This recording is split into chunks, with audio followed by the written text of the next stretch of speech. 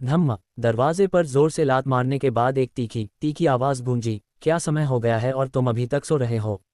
खेतों में काम करने नहीं जा रहे हो? चरण, उठो और खेतों में जाकर घास फूस साफ करो। चरण लकड़ी के इकलौते पलंग पर लेटा था, उसकी आंखें धुंधली सी खुली हुई थीं, उसे चक्कर आ रहा था। उसने अपनी कनपटियां सहलाने के लिए हाथ बढ़ाया और अचानक उसकी उंगलियां जम गईं। ऐसा, इतना असली एहसास कैसे हो सकता है? वह तो बहुत पहले ही मर चुका था और दुनिया में तैरती हुई एक आत्मा बन गया था। अब ये क्या हो रहा था? चरण अचानक सीधा बैठ गया, चक्कर सहते हुए, और दरवाजे की तरफ देखने लगा। दरवाजे से सूरज की रोशनी अंदर आ रही थी, थोड़ी चकाचौंध करने वाली। 40 साल की एक अधेड़ महिला दरवाजे पर खड़ी थी, मुंह खोल बंद कर रही थी, गालियां दे रही थी। उसका चेहरा साफ साफ देखकर चरण का दिल जोर जोर से धड़कने लगा। यह उसकी सौतेली माँ झाओ कैफेंग थी, और वह 10 साल से भी ज्यादा छोटी लग रही थी। चरण ने चारों ओर देखा, जर्जर सादा घर और मिट्टी की ईंटों की धब्बेदार दीवारों पर चिपके पीले अखबार। उसने कमरे की हर चीज को देखा, दीवार पर कैलेंडर देखा और अचानक जोर से हंस पड़ा। वह इतना हंसा कि उसके चेहरे पर आंसू बहने लगे। उसका पुनर्जन्म हुआ था 20 साल पहले 1985 में, जब वह 23 साल का था, पुनर्जन्म हुआ था। अपने पिछले जन्म में चरण, जो परिवार और पितृभक्ति को महत्व देता था, घर पर अथक परिश्रम करता था, निस्वार्थ भाव से अपने परिवार के लिए खुद को समर्पित करता था। लेकिन अंत में उसने अपना विश्वविद्यालय प्रवेश और अपनी मंगेतर खो दी। अंततः उसे अपने जैविक पिता और सौतेली मां ने अपने सौतेले भाई राहुल को किडनी दान करने के लिए मजबूर किया, जिससे बाद में उसकी प्रतिरक्षा प्रणाली कमजोर हो गई, जिससे वह बिस्तर पर पड़ा रहा और उसकी देखभाल नहीं हो पाए। जिस क्षण चरण बीमारी से बिस्तर पर मर गया, उसे सचमुच नफरत हुई। मरने से पहले उसका आखिरी विचार यही था कि अगर अगला जन्म होता तो वह इन पाखंडी और बेरहम परिवार के सदस्यों में से किसी को भी नहीं चाहता। उसने बस यह उम्मीद नहीं की थी कि चरण की मृत्यु के बाद वह एक प्रेत आत्मा में बदल जाएगा। उसकी आत्मा किन परिवार के इर्द गिर्द घूमती रही, उन्हें एक प्यार करने वाले पिता और पुत्रवत पुत्र के साथ बहुतायत का जीवन जीते हुए देखती रही, और चरण का दिल केवल क्रोध और घृणा से भर गया। लेकिन एक आत्मा के रूप में वह कुछ नहीं कर सकता था। केवल एक अज्ञात किताबों की दुकान उसके साथ थी। उस किताबों की दुकान का नाम था यूजियान बुक स्टोर। इसमें प्राचीन से लेकर आधुनिक दस्तावेजों, क्लासिक्स, निबंधों, उपन्यासों, मार्शल आर्ट, चिकित्सा संबंधी पुस्तकों और विभिन्न शैक्षणिक विषयों की सभी प्रकार की पुस्तकें थीं। अगले कुछ दशकों तक चरण की आत्मा दुनिया में भटकती रही, और उसने सोचा था कि वह हमेशा इसी रूप में रहेगा। सौभाग्य से यूजियान बुक स्टोर हमेशा उसके साथ रहा, और जब वह ऊब जाता था तो वह लगातार यूजियान बुक स्टोर में पढ़ता और सीखता रहता, सभी प्रकार के ज्ञान और सूचनाओं को अवशोषित करता। उसने वास्तव में उम्मीद नहीं की थी कि दशकों तक एक आत्मा के रूप में दुनिया भटकने के बाद वह वास्तव में अपने 23वें वर्ष में पुनर्जन्म ले सकता है। अब अपने पूर्व दुश्मनों को देखकर उसकी आंखें विशेष रूप से क्रोध से लाल हो गईं। तुम पागल हो चरण, तुम किस पर हंस रहे हो? यदि आप उठकर खेतों में काम करने नहीं जाते हैं तो आपको कोई दोपहर का भोजन नहीं मिलेगा। झाओ कैफेंग ने चरण को पागल की तरह हंसते हुए देखा, थोड़ा डर महसूस किया और दिखावटी साहस के साथ ठंडी सांस ली। मैं बीमार हूं, क्या तुम देख नहीं सकते? चरण ने हंसना बंद कर दिया और ठंडी आंखों से झाओ कैफेंग को देखा। उसे अभी भी अपने पिछले जीवन में इस दिन की स्थिति याद है। परिणामस्वरूप उसे झाओ कैफेंग और किनजेंगुओ ने अगली सुबह खेतों में खरपतवार निकालने के लिए मजबूर किया, और अगर यह चरण की मजबूत शारीरिक संरचना के लिए नहीं होता तो वह बहुत पहले मर गया होता। अब जब वह पुनर्जन्म ले चुका था, जो कोई भी घर के काम करना चाहता था वह कर सकता था, वह चरण उन्हें नहीं कर रहा था। भले ही आप बीमार हो, आपको अभी भी खेतों में काम करने जाना होगा। खेतों में खरपतवार जमा हो गए हैं। चरण, यदि आप ये काम नहीं करते हैं तो क्या आप अपने पिताजी को ये सब खुद करने देंगे? झाओ कैफेंग का चेहरा गुस्से से हरा हो गया, और उसने चरण पर फिर से दबाव बनाने के लिए किनजेंगुओ का उपयोग करना शुरू कर दिया। अतीत में जब भी वह किनजेंगुओ को लाती थी, चरण अपने जैविक पिता के लिए खेद महसूस करते हुए निश्चित रूप से उसे पीड़ित नहीं होने देता था। लेकिन अब हे, क्या इस परिवार के सभी लोग मर गए हैं? क्या तुम खेतों में काम करने नहीं जा सकते? राहुल का क्या, वह खेतों में खरपतवार क्यों नहीं निकालता? चरण ने धीरे से अपना माथा रगड़ा, उसका स्वर व्यंग्य से भरा था। हीट स्ट्रोक के प्रभाव अभी भी थे, उसे अभी भी थोड़ा चक्कर आ रहा था, सिरदर्द था और सीने में जकड़न महसूस हो रही थी। तुम्हारी हिम्मत कैसे हुई ऐसे बोलने की? तुम हमारे पूरे परिवार को कैसे कोसते हो? जियो फैंग तुम्हारे जैसा कैसे हो सकता है? वह एक विश्वविद्यालय का छात्र है और वह भविष्य में एक बड़े शहर में काम करने वाला है। उसकी त्वचा नाजुक है, वह चिलचिलाती धूप कैसे सहन कर सकता है? झाओ कैफेंग की बाहें ऊपर उठ गईं, उसका चेहरा गुस्से और अधिकार की भावना से भर गया। हाँ, उसका विश्वविद्यालय में प्रवेश मुझसे तुमने जबरदस्ती छीन लिया था। चरण ने उपहास किया, उसका चेहरा विडंबना से भरा था। उस समय उनके कॉलेज प्रवेश परीक्षा के अंक प्रथम श्रेणी के विश्वविद्यालय प्रवेश लाइन से दर्जनों अंक ऊपर थे, जबकि राहुल एक व्यावसायिक कॉलेज में भी प्रवेश नहीं कर सका था। झाओ कैफे, जो अपने बेटे से बहुत प्यार करती थी, ने किन झेंगुओ से चर्चा की कि चरण अपना विश्वविद्यालय स्थान राहुल को दे दे, ताकि राहुल चरण की जगह विश्वविद्यालय में पढ़ सके। उस समय किन झेंगुओ ने चरण पर पुत्रवत भक्ति का दबाव डाला और राहुल ने उसे भाई के स्नेह से धोखा दिया। यहाँ तक कि किनलू, जो चरण की उसी माँ की जैविक बड़ी बहन थी, चरण को राहुल को विश्वविद्यालय स्थान देने के लिए मनाने के लिए अपने माता पिता के घर वापस भागी। चरण ने पहले तो असहमति जताई, लेकिन बाद में किन झेंगुओ और झाओ कैफेंग ने वास्तव में उसे नशीला पदार्थ देने की साजिश रची। वह असल में राहुल का पर्दाफाश करके उसका प्रवेश वापस लेना चाहता था, लेकिन किन झेंगुओ और झाओ कैक्सिया ने उसे जान से मारने की धमकी दी। उस समय चरण एक पल के लिए नर्म पड़ गया और इस मामले को आगे नहीं बढ़ाया। अब जब भी चरण अपने अतीत के बारे में सोचता तो वह खुद को कितना बड़ा बेवकूफ़ समझकर कोसता। उसने सोचा था कि सबको अपना दिल और आत्मा देकर वह उनका स्नेह और दया पा सकता है, लेकिन नतीजा ये हुआ कि उसकी ईमानदारी कुचल दी गई और बेकार हो गई। झाओ कैफे का दिल धड़क उठा जब उसने उसे यह बात उठाते सुना, और उसने जल्दी से अपना स्वर नरम कर लिया। चरण, जियोफैंग तुमसे ज़्यादा चालाक है और वह एक बड़े शहर में विकास के लिए ज़्यादा उपयुक्त है। ये बात फिर कभी मत उठाना, वरना तुम्हारे पिताजी नाराज हो जाएंगे। चरण ने अनिच्छुक भाव से अपना मुंह सिकोड़ लिया। एक बार मर जाने के बाद क्या वह इन बेरहम और कृतघ्न रिश्तेदारों की परवाह करेगा? चूंकि उसका पुनर्जन्म हुआ था, इसलिए राहुल, जिसने उसकी चीज़ें लीं, उसे जल्द ही इसकी कीमत चुकानी पड़ेगी। माँ, मुझे स्टीम्ड बंस और तली हुई लोई चाहिए। प्लीज़ गली में जाकर मेरे लिए ले आओ। राहुल की आवाज़ अचानक दरवाजे के बाहर से आई। वह जम्हाई लेते हुए आलस से खींचा चला आया, उसकी आंखें अभी भी नींद से भरी हुई थीं। चरण घर पर नौकर या नौकरानी जैसा था, जबकि राहुल एक युवा मालिक की तरह व्यवहार कर रहा था, जिसे सब कुछ सौंप दिया गया था। इतनी गर्मी में चरण खेतों में काम करने चले गए, जबकि राहुल घर पर तरबूज खाता रहा और पंखे का आनंद लेता रहा। घर पर नाश्ता बनने के बावजूद वह इसे नहीं खाता था और खरीदे हुए खाने पर जोर देता था। ऐसा सिर्फ इसलिए था क्योंकि वह 2 साल से जियांग सिटी में विश्वविद्यालय में पढ़ रहा था और लंबे समय से अच्छा खाने और अच्छे कपड़े पहनने का आदी हो गया था। गर्मियों की छुट्टी के बाद वह ग्रामीण इलाकों में लौट आया और खुद को ग्रामीण जीवन में ढलने में असमर्थ पाया। ठीक है जियोफैंग, तुम अपने कमरे में वापस जाओ और प्रतीक्षा करो। मैं चरण को तुम्हारे लिए उन्हें खरीदने देती हूँ। झाओ कैफे, जो चरण पर भड़की हुई थी, ने अपने जैविक बेटे राहुल के प्रति कोमलता दिखाई। उसके शब्दों को सुनकर उसके चेहरे पर स्नेह दिखा और वह तुरंत सहमत हो गई। ठीक है, जल्दी करो, मुझे भूख लगी है। राहुल ने अपना पेट सहलाया। कमरे के अंदर चरण के चेहरे पर राहुल के जाते ही झाओ कैफे का कोमल भाव फीका पड़ गया और उसने ठंडे चेहरे से आदेश दिया। चरण बस उसके चेहरे पर थप्पड़ मारना चाहता था, लेकिन उसे पेट खाली सा महसूस हुआ और उसका सिर चकरा रहा था। उसने आंखें घुमाईं और झाओ कैफे की ओर हाथ बढ़ाया। ठीक है, पैसे दे दो।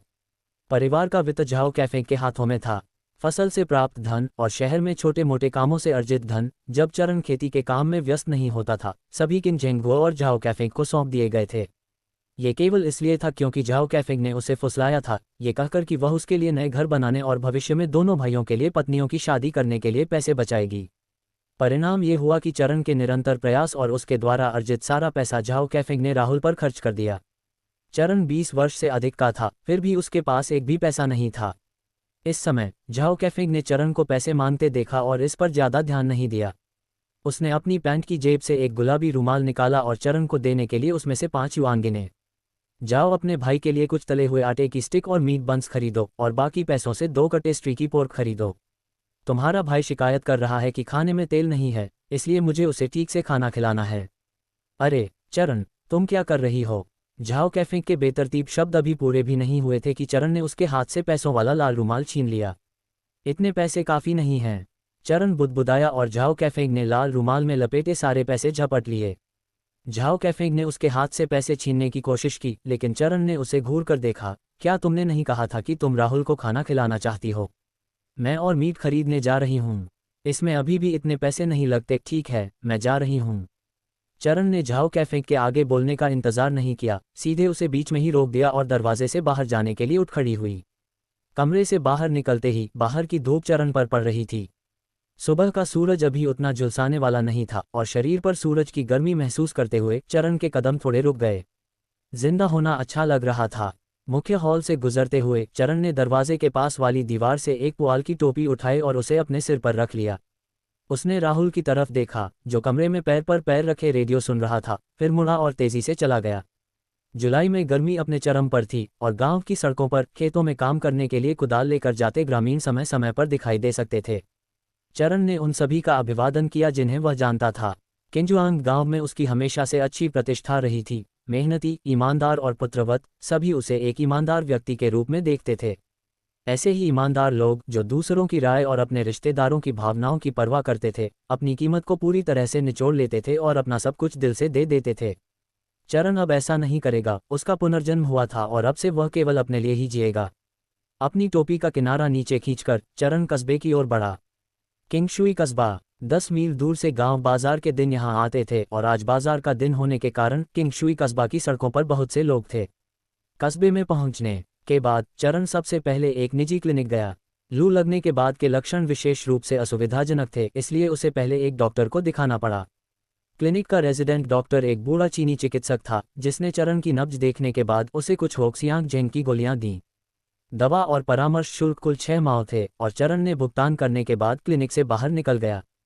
सड़क पर चलते हुए वह एक नाश्ते के स्टॉल के पास से गुजरा और चरण ने अपने गरजते पेट को सहलाया, फिर स्टॉल पर बैठ गया।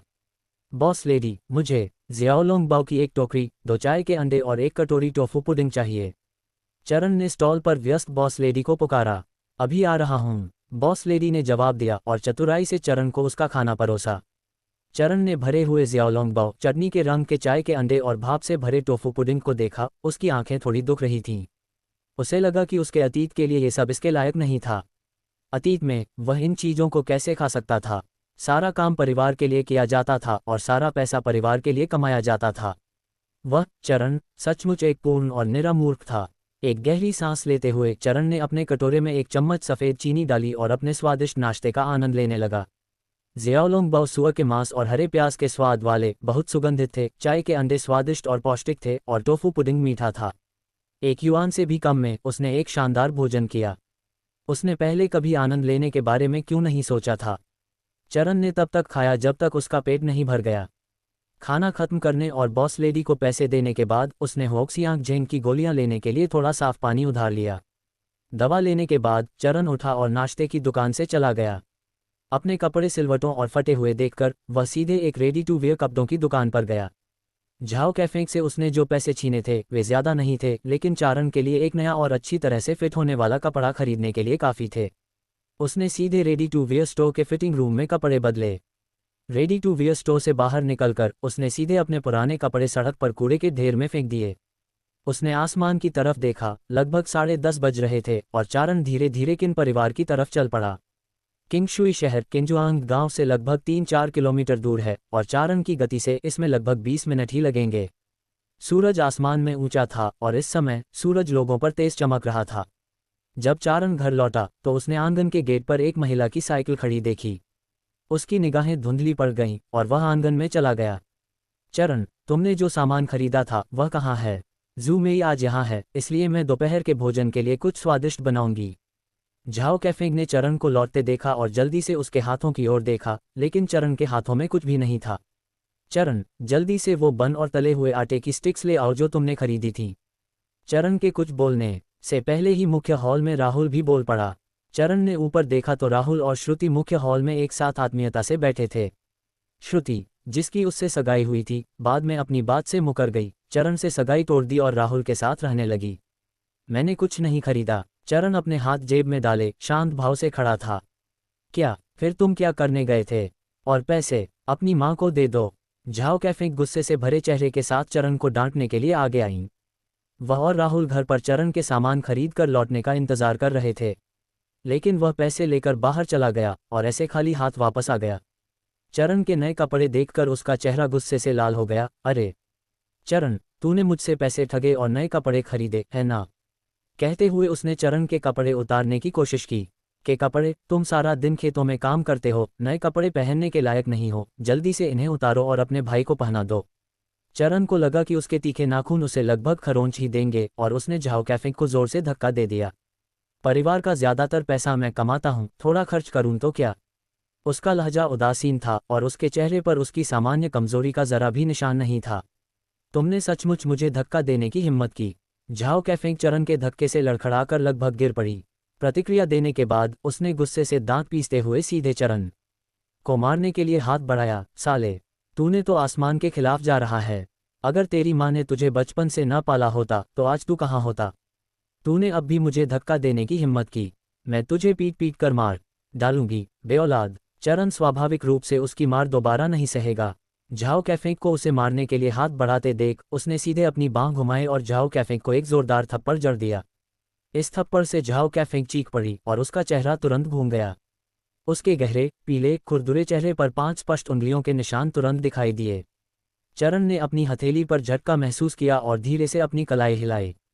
सच में, भरपेट खाना खाने के बाद किसी को मारने से ज्यादा ताकत मिलती है। माँ, चाची फैंग, राहुल और श्रुति, जो मुख्य हॉल में थे, एक साथ घर से बाहर भागे। झाओ कैफेंग का अत्यधिक सूजा हुआ चेहरा देखकर राहुल की आंखें गुस्से से भर आईं, जबकि श्रुति अविश्वास से चरण को देख रही थी। चरण, तुमने मेरी माँ को मारने की हिम्मत कैसे की? तुम्हें ये हिम्मत किसने दी? राहुल एक कर्तव्यनिष्ठ बेटे की तरह दिखते हुए झाओ कैफेंग का समर्थन करने के लिए आगे बढ़ा। उसने इसे पहले शुरू किया, क्या तुमने नहीं देखा? चरण ने उदासीन दिखते हुए अपने हाथ फैला दिए। उसके शांत व्यवहार को देखकर झाओ कैफेंग, जो मार खाने से उबर चुका था, जोर से रोने लगा। तुम कृतघ्न नीच, तुमने मुझे मार क्यों नहीं डाला? मैंने इतने सालों तक तुम्हें पालने के लिए इतनी मेहनत की। उसकी तेज चीखें सुनकर चरण ने भौहें चढ़ाईं और उसकी शिकायतों को बीच में ही रोक दिया। अगर तुम सच में मरना चाहते हो तो पीछे पहाड़ पर एक नदी है, तुम उसमें कूद क्यों नहीं जाते? चरण, तुम ऐसा कैसे कह सकते हो? क्या तुम्हारे पास ज़मीर है? हालांकि मेरी माँ तुम्हारी सौतेली माँ है, उसने किन परिवार में शादी करने के बाद से तुम्हें कभी खाने पीने या कपड़ों की कमी नहीं होने दी। तुम्हारी ज़मीर को कुत्तों ने खा लिया होगा। राहुल ने चरण की नाक की ओर इशारा किया और जोर से गाली दी। चरण ने अपनी उंगली की ओर देखा, उसकी जीभ हल्के से उसके मुंह की छत को छू रही थी। उसे अपना हाथ तोड़ने की इच्छा हो रही थी। चरण, तुम बहुत निराशाजनक हो। श्रुति, जो उसके बगल में थी, भी जल्दी से बोल पड़ी। मुझे उम्मीद नहीं थी कि कुछ समय बाद तुम इतने असभ्य और दुष्ट हो जाओगे। चाची फैंग और फैंगे तुम्हारे साथ बहुत अच्छे रहे हैं, फिर भी मैं किस तरह का इंसान हूँ? मैं निश्चित रूप से उन कुछ लोगों से बहुत बेहतर हूँ जो बेशर्मी से अपने मंगेतर के छोटे भाई को बहकाते हैं। श्रुति की ओर देखते हुए चरण ने व्यंग्य किया। उसकी आंखों में एक ठंडी चमक थी। अरे चंचल औरत, मुझे उपदेश देने का तुझे क्या अधिकार है? श्रुति साफ तौर पर उसकी मंगेतर थी, फिर भी वह राहुल के पीठ पीछे चुपके से उसके साथ हो गई। हालांकि उन दोनों की सगाई पहले ही टूट चुकी थी, फिर भी इस बात का ख्याल चरण को अब भी बीमार कर देता था। उसने कभी ऐसी ही औरत के साथ अपनी बाकी जिंदगी बिताने और साथ में परिवार बसाने के सपने देखे थे। चरण की बातों से श्रुति का चेहरा एकदम पीला पड़ गया। उसकी बड़ी बड़ी आंखें तुरंत आंसुओं से भर गईं। चरण, तुम सच में बहुत ज्यादा हो, उसने रोते हुए अपना चेहरा ढकते हुए और आंगन के गेट की ओर दौड़ते हुए कहा। आंगन से बाहर भागने के बाद उसने जल्दी से अपनी महिलाओं की साइकिल को धक्का दिया और जल्दी में किन परिवार को छोड़ दिया। जूमेई, जूमेई, राहुल ने 2 बार पुकारा और श्रुति को बिना पीछे देखे जाते देख उसने अपना सारा गुस्सा चरण पर निकाल दिया। चरण, तुम सच में नीच हो। तुम एक लड़की से ऐसी बातें कैसे कह सकते हो? क्या तुम एक आदमी भी हो? क्या मैं सच नहीं बोल रहा हूँ? राहुल, तुम उसके बारे में क्या सोचते हो? श्रुति, वह पहले भी मुझे धोखा दे सकती थी और वह भविष्य में तुम्हें धोखा देगी। यदि तुम उसके साथ हो तो बस तब तक प्रतीक्षा करो जब तक तुम पूरी तरह से व्यभिचारी न हो जाओ। चरण, राहुल और श्रुति इस बेईमान जोड़े से दिल से नफरत करता था। पिछले जन्म में जब राहुल को किडनी ट्रांसप्लांट की जरूरत थी तो श्रुति ने झूठी ईमानदारी का दिखावा करके चरण को धोखा दिया था। उसने कहा था कि राहुल उसके साथ बुरा व्यवहार करता है, लेकिन उनके बच्चों को राहुल जैसे पिता की जरूरत है। अगर चरण राहुल को किडनी देने को तैयार होता तो वह निश्चित रूप से चरण का दिल खोलकर बदला चुकाती। उस समय सभी ने चरण पर राहुल को किडनी देने का दबाव डाला, लेकिन श्रुति ने उससे मिन्नतें की और उसने चरण को धोखा भी दिया, ये कहकर कि उसके मन में हमेशा से उसके लिए भावनाएं थीं। लेकिन चरण द्वारा किडनी दान करने के बाद क्या हुआ? किसी को परवाह नहीं थी कि वह जिंदा रहे या मर जाए। जिस दिन उसने अपनी बीमारी की शैया पर अंतिम सांस ली, किसी ने उसकी तरफ देखने की भी जहमत नहीं उठाई। चरण किन परिवार और श्रुति के असली चेहरे अच्छी तरह जानता था। और उसने जो कहा वह मनगढ़ंत नहीं था। पिछले जन्म में चरण की मृत्यु के बाद राहुल ने जियांग में व्यापार करके पैसा कमाया था। सिटी और वह और उसकी पत्नी श्रुति एक दूसरे की तुलना में गुप्त रूप से अधिक भ्रष्ट थे। उस समय एक आत्मा शरीर के रूप में चरण ने सब कुछ स्पष्ट रूप से देखा। तुम वास्तव में अनुचित हो। जू मेई ने अभी सही चुनाव किया है। चरण, तुम्हारे जैसे आदमी के साथ जो महिलाओं की निंदा करता है, तुम जू मेई के लायक बिल्कुल नहीं हो। राहुल का चेहरा चरण के शब्दों से गुस्से से लाल हो गया। काश वह ऊपर जाकर चरण को पीट सकता, लेकिन वह चरण जितना मजबूत या शक्तिशाली नहीं था, इसलिए उसने उस पर हाथ उठाने की हिम्मत नहीं की। हाँ हाँ, वह तुम्हारे लिए एकदम सही है। तुम दोनों, नीच आदमी और घटिया औरत, बस हमेशा के लिए एक साथ बंद हो जाना चाहिए। इस जीवन में किसी और को नुकसान मत पहुंचाना। चरण ने पलटवार किया, उसका स्वर घृणा से भरा था। तुम दोनों किस बारे में बहस कर रहे हो? चरण, तुम आज सुबह खेतों में काम करने क्यों नहीं गए? तभी दरवाजे की चौखट से एक आवाज आई। ये किन झेंगबुओ था, एक कुदाल लेकर गुस्से वाले भाव के साथ अंदर चला आया। जैसे ही वह वापस लौटा, उसने चरण से पूछा कि वह खेतों में खरपतवार निकालने क्यों नहीं गया। ऐसे गर्म दिन पर खेतों में अकेले काम कर रहे किन झेंगबुओ को स्वाभाविक रूप से बहुत असंतुलित महसूस हुआ। मुझे हीट स्ट्रोक हुआ किन झेंगबुओ को देखकर। उसे बस यही लगा कि वह झाओ कैफेंग से भी ज्यादा नफरत का पात्र है। कम से कम वह और झाओ कैफेंग अजनबी तो थे, जिनका कोई खून का रिश्ता नहीं था। लेकिन किन झेंगबुओ उसका जैविक पिता था, फिर भी उसने एक पिता के रूप में अपनी जिम्मेदारी कभी पूरी नहीं की थी। पति, चरण पागल हो गया है। मेरा चेहरा देखो, उसने मुझे मारा है। जल्दी से मुझे उसे सबक सिखाने में मदद करो। झाओ कैफेंग ने किन झेंगबुओ को ऐसे लौटते देखा जैसे उसने कोई रक्षक देखा हो, और उसने जल्दी से चरण की ओर इशारा करके शिकायत की। उसका चेहरा आक्रोश से भरा हुआ था। किन झेंगबुओ ने झाओ कैफेंग के चेहरे पर थप्पड़ के निशान देखे और तुरंत क्रोधित हो गई। तुम बदमाश! सही गलत का भेद किए बिना उसने अपनी कुदाल नीचे फेंक दी और चरण की ओर कुछ कदम बढ़ाए और चरण को थप्पड़ मारने के लिए हाथ उठाया। किन झेंगबुओ का हाथ हवा में चरण ने पकड़ लिया। उसने ठंडी आंखों से किन झेंगबुओ को देखा। पिछले जन्म में किए गए उसके त्याग किन झेंगबुओ के जन्मजात दयालुता का बदला चुकाने के लिए पर्याप्त थे। इस जन्म में कोई भी उसे धमकाएगा नहीं। चरण, तुम जानवर, क्या तुम सचमुच पागल हो गए हो? तुम अब अपने बूढ़े आदमी की भी नहीं सुनते। किन झेंगबुओ की बाह चरण ने जकड़ ली थी और वह छूट नहीं पा रहा था। उसने महसूस किया कि झाओ कैफेंग और राहुल के सामने उसने अपना सम्मान खो दिया है, जिससे उसे चरण पर और भी गुस्सा आया। क्या तुम सच में मुझसे लड़ना चाहते हो? चरण ने अपना हाथ झटक दिया और धीरे से बोला। उसकी निगाह किन झेंगबुओ पर किसी भी भावना से रहित थी। अगर किन झेंगबुओ वास्तव में उसे मारना चाहता था तो वह विनम्र नहीं होता। किन झेंगबुओ गुस्से में था। कैसा पिता अपने बेटे से धमकाता है? वह कुछ कदम दौड़कर किनारे गया, जमीन पर पड़ी कुदाल उठाए और चरण पर पटकने ही वाला था। मैं तुम्हें, इस बेऔलाद बेटे को, मार डालूंगा। किन झेंगबुओ इस साल लगभग 50 साल का हो गया था। उसकी हरकतें चरण जितनी फुर्तीली कैसे हो सकती थीं, जो हर दिन खेतों में काम करता था। चरण ने उसका वार चकमा देने के बाद सीधे अपना पैर उठाया और किन झेंगबुओ को ठोकर मार दी। उसके हाथ से कुदाल छीन ली। किन झेंगबुओ मुंह के बल गिर पड़ा। उसके होंठ फट गए थे और दर्द से चुभ रहे थे, और वह इतना गुस्से में था कि उसके माथे की नसें उभर आईं। जियो फैंग कैफेंग, क्या तुम दोनों मदद करने नहीं आ रहे हो? आज मैं यह मानने से इनकार करता हूं कि हम तीनों इस विद्रोही बेटे को नहीं हरा सकते। झाओ कैफेंग और राहुल ने आखिरकार अपने सदमे से प्रतिक्रिया की। चरण एक ऐसा व्यक्ति था जो पहले ही एक बार मर चुका था। वह ऐसे दृश्य से कैसे डर सकता था? उसने कुदाल को कसकर पकड़ लिया। पहले उसे राहुल के हाथ में फावड़े पर जोर से मारा, जिससे फावड़ा तुरंत जमीन पर गिर गया।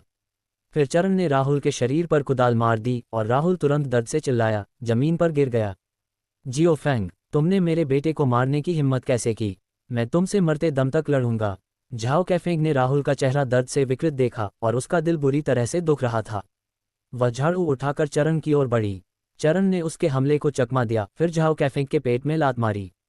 लात शक्तिशाली थी, जिससे झाओ कैफेंग 2 मीटर दूर उड़ गई, जहां उसने अपनी कमर पकड़ ली। चरण ने अपने हाथ से कुदाल फेंक दी, मुट्ठी भींची और किन झेंगबुओ के चेहरे के दाहिने हिस्से पर मुक्का मारा। यह मुक्का तुम्हारे पक्षपात की वजह से है। यह मुक्का तुम्हारे विश्वासघात की वजह से है। यह मुक्का इसलिए है क्योंकि तुम इसके लायक हो। चरण के बोलते ही उसकी मुट्ठियां लगातार किन झेंगबुओ के शरीर पर पड़ रही थीं। रुको, बस करो अब, मार से किन झेंगबुओ दर्द से चीखा, जल्दी से अपना सिर धंक लिया और जमीन पर उकड़ू बैठ गया। चरण ने देखा कि वह शांत हो गया है, तो उसने मुट्ठियां भींच लीं और पीछे हट गया। किन झेंगबुओ ने अपना सिर पकड़ रखा था, उसका चेहरा लाल और चोटिल था। उसने चरण को घूरा कुछ सेकंड के लिए, फिर दांत पीसते हुए बोला, चरण, तुम अचानक ऐसे कैसे हो गए? तुम तो साफ तौर पर एक पुत्रवत और अच्छे बच्चे थे। हाँ, मैं ऐसा क्यों हो गया? चरण ने व्यंग्य किया। उसकी नज़र अस्त व्यस्त किन झेंगबुओ, झाओ कैफेंग और राहुल पर घूम रही थी। उसका स्वर व्यंग्य से भरा था। क्या ये सब इसलिए नहीं था क्योंकि तुमने मुझे ऐसा होने पर मजबूर किया था? उसकी ठंडी आंखों से घूरते हुए किन जेंगुओ, झाओ कैफेंग और राहुल सभी की रीढ़ में ठंडक दौड़ गई। उन्हें डर था कि अगर उन्होंने कुछ भी गलत कहा तो चरण उन पर हमला करता रहेगा। चरण, बाहर निकल जाओ। तुम्हारे जैसा कोई जो अपने पिता को मारने की हिम्मत करता है, वह किन जेंगुओ का बेटा होने के लायक नहीं है। तुम एक जानवर हो, बाहर निकल जाओ, इस घर से बाहर निकल जाओ। किन जेंगुओ ने अपनी छाती पकड़ ली, जमीन से उठ खड़ा हुआ और चरण पर भयंकर रूप से दहाड़ा। ठीक है, अगर तुम मुझे पिछले कुछ वर्षों में कमाए गए सारे पैसे दे दो तो मैं चला जाऊंगा। चरण ने प्रसन्न होते हुए अपने होठों को मोड़ा। तुम अब भी मुझसे पैसे मांगने की हिम्मत करते हो? उद्धरण चिन्ह। किन जेंगुओ गुस्से में था, उसकी उंगली चरण की ओर इशारा करते हुए थोड़ी कांप रही थी। जब झाओ कैफेंग ने चरण को पैसे मांगते सुना तो वह तुरंत अपने शरीर के दर्द को भूल गई। उसकी आंखें चौड़ी हो गईं और उसने शाप दिया, तुम निर्दयी छोटे जानवर, तुमने हमसे पैसे मांगने की हिम्मत कैसे की? हमने तुम्हें इतना बड़ा किया, परिवार का सारा पैसा जियाओ फैंग के लिए है, तुम्हें एक पैसा भी नहीं मिलेगा। चरण के चेहरे पर उदासी छा गई। उसकी नज़र राहुल पर पड़ी जो दर्द से पीला पड़ गया था और उसकी आवाज़ ठंडी पड़ गई। ठीक है, तो मैं जंग सिटी यूनिवर्सिटी जाऊंगा और मेरे यूनिवर्सिटी में जगह लेने के लिए राहुल की शिकायत करूंगा। मैं पूरे स्कूल में सबको बता दूंगा कि राहुल असल में कैसा इंसान है। तुम्हारी हिम्मत नहीं होगी। झाओ कैफेंग के चेहरे के भाव अचानक बदल गए जब उसने उसकी बातें सुनी। उसकी आवाज़ भी थोड़ी अलग लग रही थी। राहुल और भी ज्यादा डर गया था, कांप रहा था। गर्मी की छुट्टियों के बाद जब शरद सेमेस्टर शुरू होगा तो वह जूनियर हो जाएगा। जियांग सिटी में उसके 2 साल का विश्वविद्यालय जीवन कितना सुकून और आराम से बीता था। विश्वविद्यालय से स्नातक होने के बाद उसकी स्नातक की डिग्री वाले छात्र को अच्छी नौकरी भी मिल सकती है, शायद किसी सरकारी विभाग में भी। वह चरण को अपना उज्ज्वल भविष्य बर्बाद करते कैसे बर्दाश्त कर सकता था? माँ, उसे पैसे दे दो, उसे दे दो। अगर चरण ने स्कूल में उसकी पोल खोल दी तो क्या होगा, ये सोचकर राहुल के दिल में एक सिहरन दौड़ गई और उसने जल्दी से झाओ कैफेंग का हाथ पकड़ लिया और चिल्लाया, जियाओ फैंग, तुम ऐसा कैसे कर सकते हो? किन जेंगुओ ने राहुल की तरफ देखा तो उसने भीख मांगती नज़रों से देखा। झाओ कैफेंग अपने बेटे को बहुत प्यार करती थी। उसे डर था कि अगर वह उसके मुंह में गया तो पिघल जाएगा या हाथ में लिया तो टूट जाएगा। इस समय अपने बेटे की घबराई हुई आंखें देखकर उसे चरण से बेहद नफरत हो गई। एक गहरी सांस लेते हुए झाओ कैफेंग ने चरण को काट खाने की इच्छा को दबाया और किन जेंगुओ की ओर देखा। पति, देखो। वह अपने बेटे से बहुत प्यार करती थी, इसलिए स्वाभाविक रूप से उसे राहुल के अनुरोध को स्वीकार करना पड़ा। किन जेंगुओ का चेहरा काला पड़ गया था। उसने कुछ पलों तक चरण को गौर से देखा, फिर दांत पीसते हुए कहा, इसे दे दो। उसे सहमति में सिर हिलाते देख झाओ कैफेंग तेजी से मुख्य हॉल में भागी। कुछ देर बाद वह वापस दौड़ी और चरण के हाथ में एक कपड़े का थैला थमा दिया। बस इतना ही है, बाकी खर्च हो गया है। चरण, ज्यादा दूर मत जाओ। चरण ने पैसों का थैला खोला और अंदर झांका। उसका चेहरा तुरंत उतर गया। क्या तुम मुझे मूर्ख समझते हो? झाओ कैफेंग, मुझे मूर्ख मत बनाओ। हाई स्कूल से स्नातक होने के बाद से घर पर इन 2 वर्षों में मैंने लगभग सारा खेती का काम किया है और इन 2 वर्षों में खेतों से हुई फसल कम से कम 1000 युआन होनी चाहिए। और शहर में छोटे मोटे काम करके मैंने जो पैसे कमाए वो कम से कम 500 युआन होंगे। अगर तुम मुझे वो 1500 युआन नहीं दोगे तो राहुल को मेरी यूनिवर्सिटी की जगह लेने की बात छुपाने की सोचना भी मत। किन परिवार में 5 लोग थे। जब जमीन अलग अलग घरों में बांटी गई तब चरण की बड़ी बहन किनलू की शादी नहीं हुई थी, इसलिए किन परिवार के प्रत्येक व्यक्ति को 1 म्यू और 3 फेन जमीन मिली। 5 लोगों को सामूहिक रूप से 6 म्यू से ज्यादा जमीन मिली। घर पर बिताए 2 वर्षों में चरण ने लगभग पूरी तरह से खेती का काम अपने हाथ में ले लिया। इतने लंबे समय तक इतनी कठिनाई और थकान सहने के बाद स्वाभाविक रूप से उसे ये पैसे वापस लेने ही थे। जानवरों के समूह के साथ वह किसी भी भावुकता की बात नहीं करेगा। 1500। झाओ कैफेंग एक बिल्ली की तरह उछल पड़ा जिसकी पूंछ पर पैर रखा गया हो। चरण, तुम सच में इतना मांगने की हिम्मत करते हो? क्या तुम्हें डर नहीं है कि हम गांव के मुखिया या गांव के पार्टी सचिव के पास जाएंगे? हर कोई तुम्हें ऐसी बेपरवाह चीज होने के लिए कोसेगा। ठीक है, बढ़िया, मैं गांव के मुखिया और उनके साथ तुम्हारे बारे में अच्छी बातचीत भी करना चाहता हूँ। झाओ कैफेंग, पिछली बार गांव के मुखिया का मुर्गा चुराने के बारे में। चरण ने अपनी आंखें थोड़ी सिकोड़ लीं, 1 इंच भी नहीं दिया। उसके ऐसा कहने के बाद किन जेंगुओ, झाओ कैफेंग और राहुल सभी स्तब्ध रह गए। कुछ समय पहले झाओ कैफेंग खुशी खुशी बाहर से एक बड़ा मुर्गा वापस लाई थी। उसे मारा था और परिवार के भोजन को बेहतर बनाने के लिए उसे पकाया था। उस समय सभी ने सोचा कि उसने इसे खरीदा है। अब चरण के शब्दों को सुनकर किन जेंगुओ और राहुल दोनों ने झाओ कैफेंग को ऐसे देखा जैसे वह कोई बेवकूफ़ हो। झाओ कैफेंग, क्या तुम पागल हो? तुमने गांव के मुखिया का चिकन चुराने की हिम्मत की। कठोर कार्रवाई को अभी 2 साल भी नहीं हुए थे। पिछले 2 सालों में जो लोग मुर्गियां या कुत्ते चुराते थे उनकी आलोचना की जाती थी और उन्हें जेल भेज दिया जाता था। झाओ कैफेंग ने जब चरण को ये रहस्य बताते सुना तो वह अचंभित रह गई। किन झेंगुओ और राहुल के अजीब चेहरे देखकर झाओ कैफेंग भी घबरा गई। मैंने नहीं किया चरण, झूठे आरोप मत लगाओ। तुमने किया या नहीं ये तुम सबसे अच्छी तरह जानते हो। मुझे विश्वास है कि गांव के मुखिया को ये जानने में बहुत दिलचस्पी होगी कि वास्तव में वह चिकन किसने चुराया। चरण ने झाओ कैफेंग को गहरे अर्थ वाली मुस्कान दिखाए। झाओ कैफेंग ने दांत पीसते हुए शब्दों को दबाया और मुख्य हॉल की ओर चलने के लिए मुड़ी। अब ये 2000 है। चरण के हल्के शब्दों ने झाओ कैफेंग को अचानक अपना सिर घुमाने पर मजबूर कर दिया। उसने चरण को घूरा, काश वह उसके घमंडी चेहरे को खरोंच सकती। लेकिन जब उसने चरण की आंखों में ठंडक देखी तो उसे एहसास हुआ कि वह मजाक नहीं कर रहा था। अगर उसने उसे पैसे नहीं दिए तो वह वास्तव में राहुल और उसके बारे में शिकायत कर देगा। झाओ कैफेंग ठंडे हाथों और पैरों के साथ चरण के लिए पैसे लाने के लिए अंदर गई। काफी देर बाद वह फिर से बाहर आए, उसके कदम लड़खड़ा रहे थे। 2000 युआन। इसने किन परिवार की बचत लगभग खाली कर दी। उन्होंने मूल रूप से कुछ वर्षों के लिए अधिक पैसे बचाने और शहर में एक घर खरीदने की योजना बनाई थी। जब राहुल को एक स्थिर नौकरी मिल चरण ने मोटाई देखी, उसे लगा कि यह ज्यादा दूर नहीं है और पैसों का ढेर अपने पैसों के थैले में रख लिया। और मेरी माँ द्वारा छोड़े गए सोने के कंगन भी निकाल दो। चरण का स्वर धीमा था लेकिन उसके शब्दों ने बाकी तीनों के भाव बदल दिए। चरण की जैविक माँ द्वारा छोड़े गए सोने के कंगन उसके दहेज में थे जब उसकी शादी किन परिवार में हुई थी। दोनों सोने के कंगनों का कुल वजन लगभग 50 ग्राम था। सोने के मौजूदा पुनर्चक्रण मूल्य के अनुसार सोने के कंगनों के उस जोड़े की कीमत कई हजार युआन थी। जब झाओ कैफेंग ने उसे सोने के कंगन मांगते सुना तो उसका चेहरा तुरंत जिगर के रंग का हो गया और उसे चक्कर आने लगा। चरण की हरकतें उसके शरीर से मांस काटने से अलग नहीं थीं। चरण, ज्यादा दूर मत जाओ। किन झेंगबुओ ने चरण को घूरते हुए धमकी दी, अगर तुम्हारी माँ को परलोक में इस बारे में पता चलता कि तुम इतने अवज्ञाकारी, पितृभक्त और अपने परिवार के प्रति कठोर हो तो वह चैन से नहीं बैठती। तुम्हारी हिम्मत है मेरी माँ का जिक्र करने की। किन झेंगबुओ को अपनी दिवंगत माँ का जिक्र करते हुए सुनकर चरण के चेहरे पर तुरंत भाव उड़ गए। किन झेंगबुओ, जब मेरी माँ गर्भवती थी तब तुमने उस विधवा झाओ कैफेंग के साथ संबंध बनाए और मेरे ठीक बाद राहुल का जन्म हुआ। जिस दिन मैं पैदा हुआ उस दिन मेरी माँ को बहुत तेज रक्तस्राव के साथ प्रसव पीड़ा हो रही थी, लेकिन तुम उनके पति के रूप में झाओ कैफेंग के साथ थे। तुम्हें ऐसी बातें कहने का क्या अधिकार है? क्या तुम्हें डर नहीं है कि मेरी माँ का भूत रात में तुम्हें ढूंढने वापस आएगा? तुम्हें कैसे पता? किन झेंगबुओ से चरण ने आमने सामने सवाल किया और उसके दिल में एक ठंडक दौड़ गई।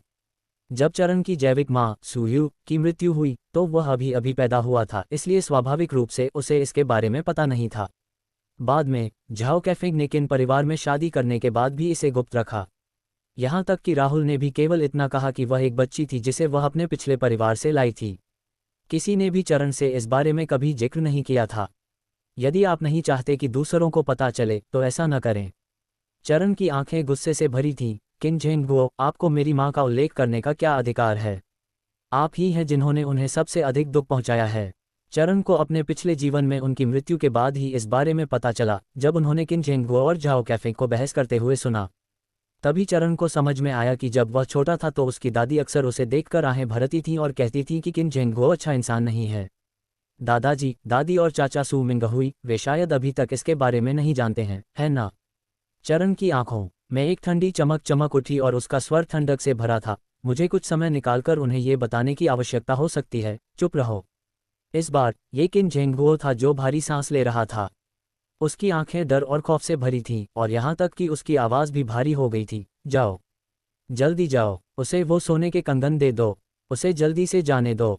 बाहर निकलो। उसने अपने हाथों को जोर से हिलाया। उसकी आंखों में एक भयंकर भाव था। जब चरण छोटा था तो उसे किन झेंगबुओ और झाओ कैफेंग द्वारा लगातार उकसाया जाता था। वह हमेशा उन्हें अपने दादा दादी के बारे में तरह तरह की बदनामी करते सुनता था। इस प्रकार उसने खुद को सू परिवार से अलग कर लिया था।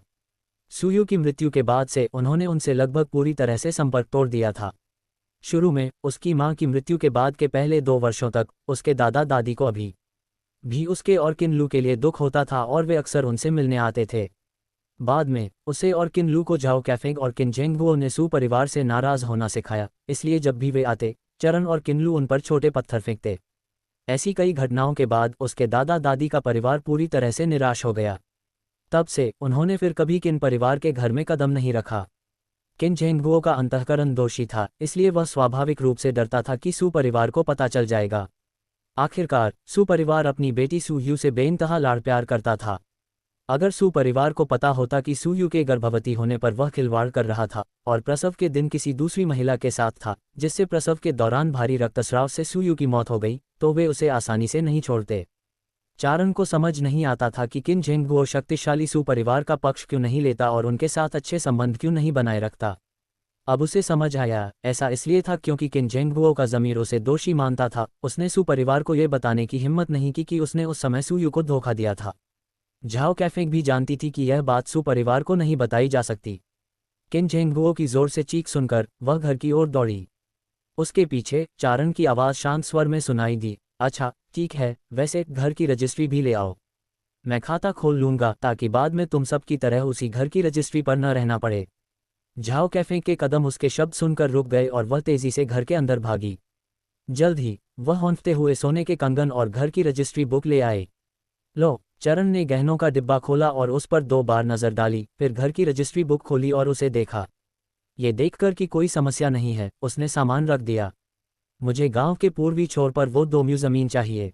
चरण ने किन झेंगगुओ की ओर देखा, उसकी आवाज़ ठंडी थी। किन झेंगगुओ, आज से मैं चरण अब तुम्हारा बेटा नहीं हूं। ये कहने के बाद उसने अपना सामान उठाया और सीधे जाने के लिए मुड़ गया। उसे बिना किसी लगाव के चले जाते देख किन झेंगगुओ ने आंगन के गेट से बाहर निकलते हुए उसके पीछे हटे हुए आकार को देखा। ओह, तुम बदकिस्मत आदमी, मैंने ऐसा कौन सा पाप किया है कि मुझे ऐसे इंसान के साथ रहना पड़ा। वाह वाह वाह, मेरी जिंदगी कितनी मुश्किल है।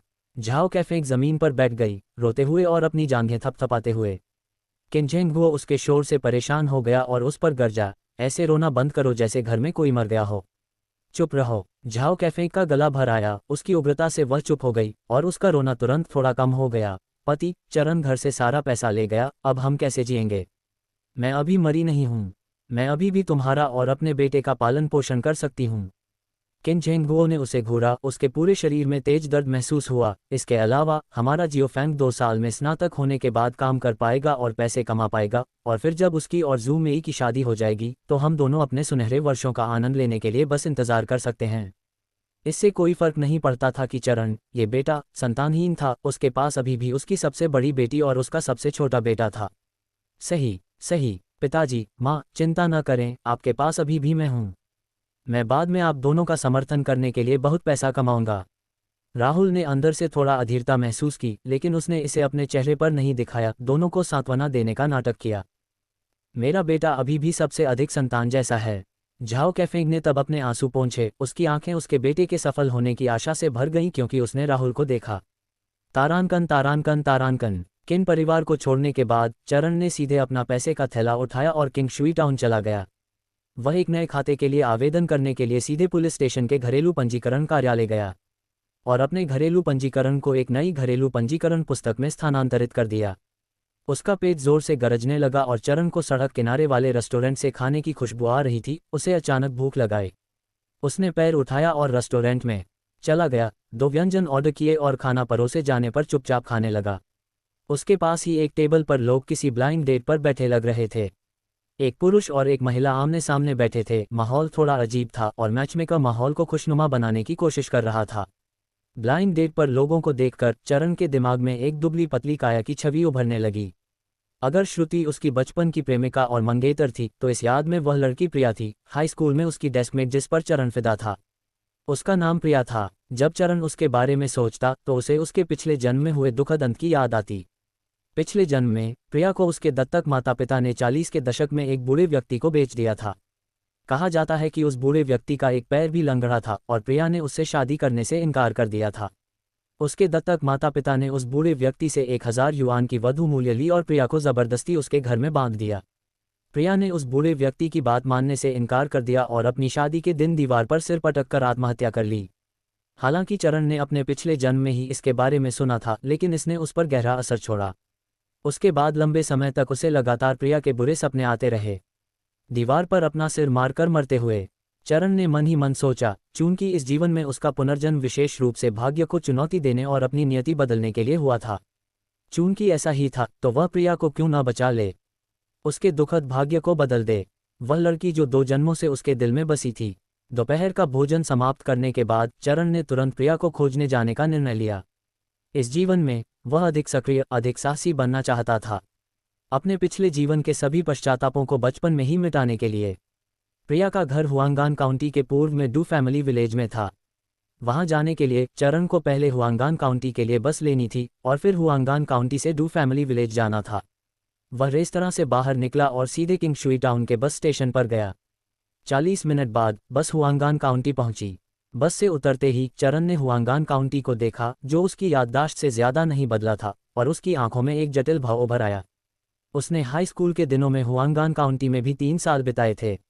अपनी भावनाओं पर ज्यादा ध्यान दिए बिना चरण सड़क किनारे एक दुकान पर कुछ साधारण खाने पीने की चीजें और फल खरीदने चला गया। चूंकि वह डू परिवार के यहाँ जा रहा था, इसलिए वह खाली हाथ नहीं जा सकता था। उपहार लेकर चरण कुछ देर सड़क किनारे खड़ा रहा और जल्द ही एक मोटरसाइकिल टैक्सी वाला वहां आ गया। छोटे भाई, कहाँ जा रहे हो? चलो चलो, मैं तुम्हें कुछ छूट दूंगा। ड्राइवर ने गर्मजोशी से उसका स्वागत किया। शहर के पश्चिमी हिस्से में डू परिवार के गांव तक कितना किराया है? हालांकि चरण के पास पैसे थे, लेकिन वह ज्यादा खर्चीला नहीं था, इसलिए वह पहले स्पष्ट रूप से पूछना जरूर चाहता था।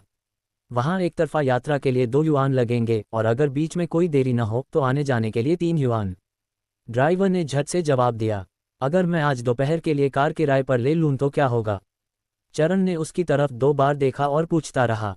अरे छोटा भाई, आज दोपहर के लिए कार किराए पर लेना चाहता है, जरा समय तो देख लूं। शाम के काम खत्म होने में अभी 5 घंटे से ज्यादा बाकी हैं, कम से कम 15 युआन तो देने ही होंगे। ड्राइवर ने चरण की तरफ मुस्कुराते हुए इशारा किया। 7 युआन। चरण ने सीधे कीमत आधी कर दी। मोटरसाइकिल चालक का चेहरा तुरंत बदल गया। नहीं भाई, तुम ऐसा नहीं कर सकते, मेरी कार की ईंधन खपत कम नहीं है। अगर तुम मुझे नहीं ले जाना चाहते तो मैं कोई और ढूंढ लूंगा। ये कहते हुए चरण ने अपना सामान उठाया और चलने लगा। अरे अरे छोटे भाई, 8 युआन। 8 युआन, मैं आज दोपहर तुम्हें जहां भी जाना हो वहां ले जाऊंगा, कैसा रहेगा? चरण को जाते देख ड्राइवर जल्दी से चिल्लाया। ठीक है। चरण पीछे मुड़ा और एक कदम पीछे हट गया। ठीक है, 8 युआन ही सही। ड्राइवर को भी पता था कि पूरी दोपहर यहां चक्कर लगाकर वह 8 युआन नहीं कमा पाएगा। चरण ने सिर हिलाया, अपना सामान उठाया और मोटरसाइकिल पर बैठ गया। जबरदस्ती पकड़ लो भाई। मोटरसाइकिल ड्राइवर ने चरण के जमने का इंतजार किया, फिर मोटरसाइकिल स्टार्ट की और उसे डू फैमिली विलेज की ओर ले गया। डू परिवार का गांव हुआंगान काउंटी से 10 ली से भी ज्यादा दूर था। पैदल चलने में कम से कम 1 घंटा लगता। मौसम गर्म था और चरण कल लू लग गई थी, इसलिए कुछ युआन बचाकर तकलीफ उठाने की कोई जरूरत नहीं थी। मोटरसाइकिल चलाना तेज था। सिर्फ 10 मिनट में ड्राइवर चरण को डू परिवार के गांव के प्रवेश द्वार पर ले आया। गांव में प्रवेश करते ही ड्राइवर ने गति धीमी की और पीछे बैठे चरण से रास्ता पूछा। चरण भी पहली बार डू परिवार के गांव में आया था, इसलिए स्वाभाविक रूप से उसे पता नहीं था कि प्रिया का घर कहाँ है। उसने कुछ दूर आगे एक बड़े बरगद के पेड़ के नीचे कुछ गांव वालों को बातें करते देखा, इसलिए उसने ड्राइवर को रुकने के लिए कहा और वह रास्ता पूछने के लिए उतर गया। अगर कोई मीठा बोलता था तो दूसरे ऐसे छोटे मोटे कामों में भी खुशी खुशी मदद कर देते थे। जल्द ही प्रिया का सहपाठी होने का नाटक करते हुए चरण को डू परिवार का पता मिल गया। हालांकि उसे एक बुरी खबर भी मिली। उसने सुना कि उस सुबह कोई और भी आया था, उपहार लेकर, रास्ता पूछने, और कह रहा था कि वे डू परिवार के पास शादी का प्रस्ताव लेकर जा रहे हैं। गांव वालों की यह बात सुनकर चरण के चेहरे के भाव तुरंत बदल गए। विनम्रता से उनका अभिवादन करने के बाद उसने ड्राइवर से जल्दी से डू परिवार के पास चलने का आग्रह किया। कुछ मिनट बाद मोटरसाइकिल डू परिवार से थोड़ी ही दूरी पर एक चौराहे पर रुकी। चरण मोटरसाइकिल से उतरा और ड्राइवर का अभिवादन किया। बड़े भाई, आप यहीं मेरा इंतजार कर सकते हैं। चूंकि यह उसकी पहली मुलाकात थी और उसे स्थिति के बारे में कुछ भी स्पष्ट नहीं था, इसलिए स्वाभाविक रूप से वह किसी को अंदर नहीं ला सकता था। ठीक है, बढ़िया। ड्राइवर तुरंत मान गया, गाड़ी से उतरा, मोटरसाइकिल से टिका और सिगरेट पीने के लिए बाहर निकला। चरण अपना सामान लेकर डू परिवार के मुख्य द्वार की ओर चल पड़ा। क्या कोई घर पर है? उसने एक बार पुकारा, कोई जवाब नहीं मिला। फिर दोबारा पुकारा, क्या कोई घर पर है? हाँ हाँ हाँ। कौन है? जैसे ही एक महिला की आवाज आई, चरण ने 40-50 साल की एक महिला को मुख्य हॉल से बाहर निकलते देखा। उसने गहरे नीले रंग की छोटी बाजू की कमीज और काली पतलून पहनी हुई थी। उसके बाल कानों तक छोटे और लंबे थे और वह दुबली पतली थी। आंटी नमस्ते, क्या ये प्रिया का घर है? चरण ने प्रिया को नहीं देखा था, इसलिए उसे यकीन नहीं हो रहा था कि यह उसका घर है, इसलिए उसने पहले पूछा। हाँ, प्रिया मेरी बेटी है, तुम कौन हो? लीशुकिन ने चरण को गौर से देखा, उसकी आंखें शक से भर गईं। मैं तियान तियान की हाई स्कूल की सहपाठी हूँ, चरण। आंटी, क्या मैं तियान तियान को देख सकता हूँ? चारण ने पुष्टि की कि यह था।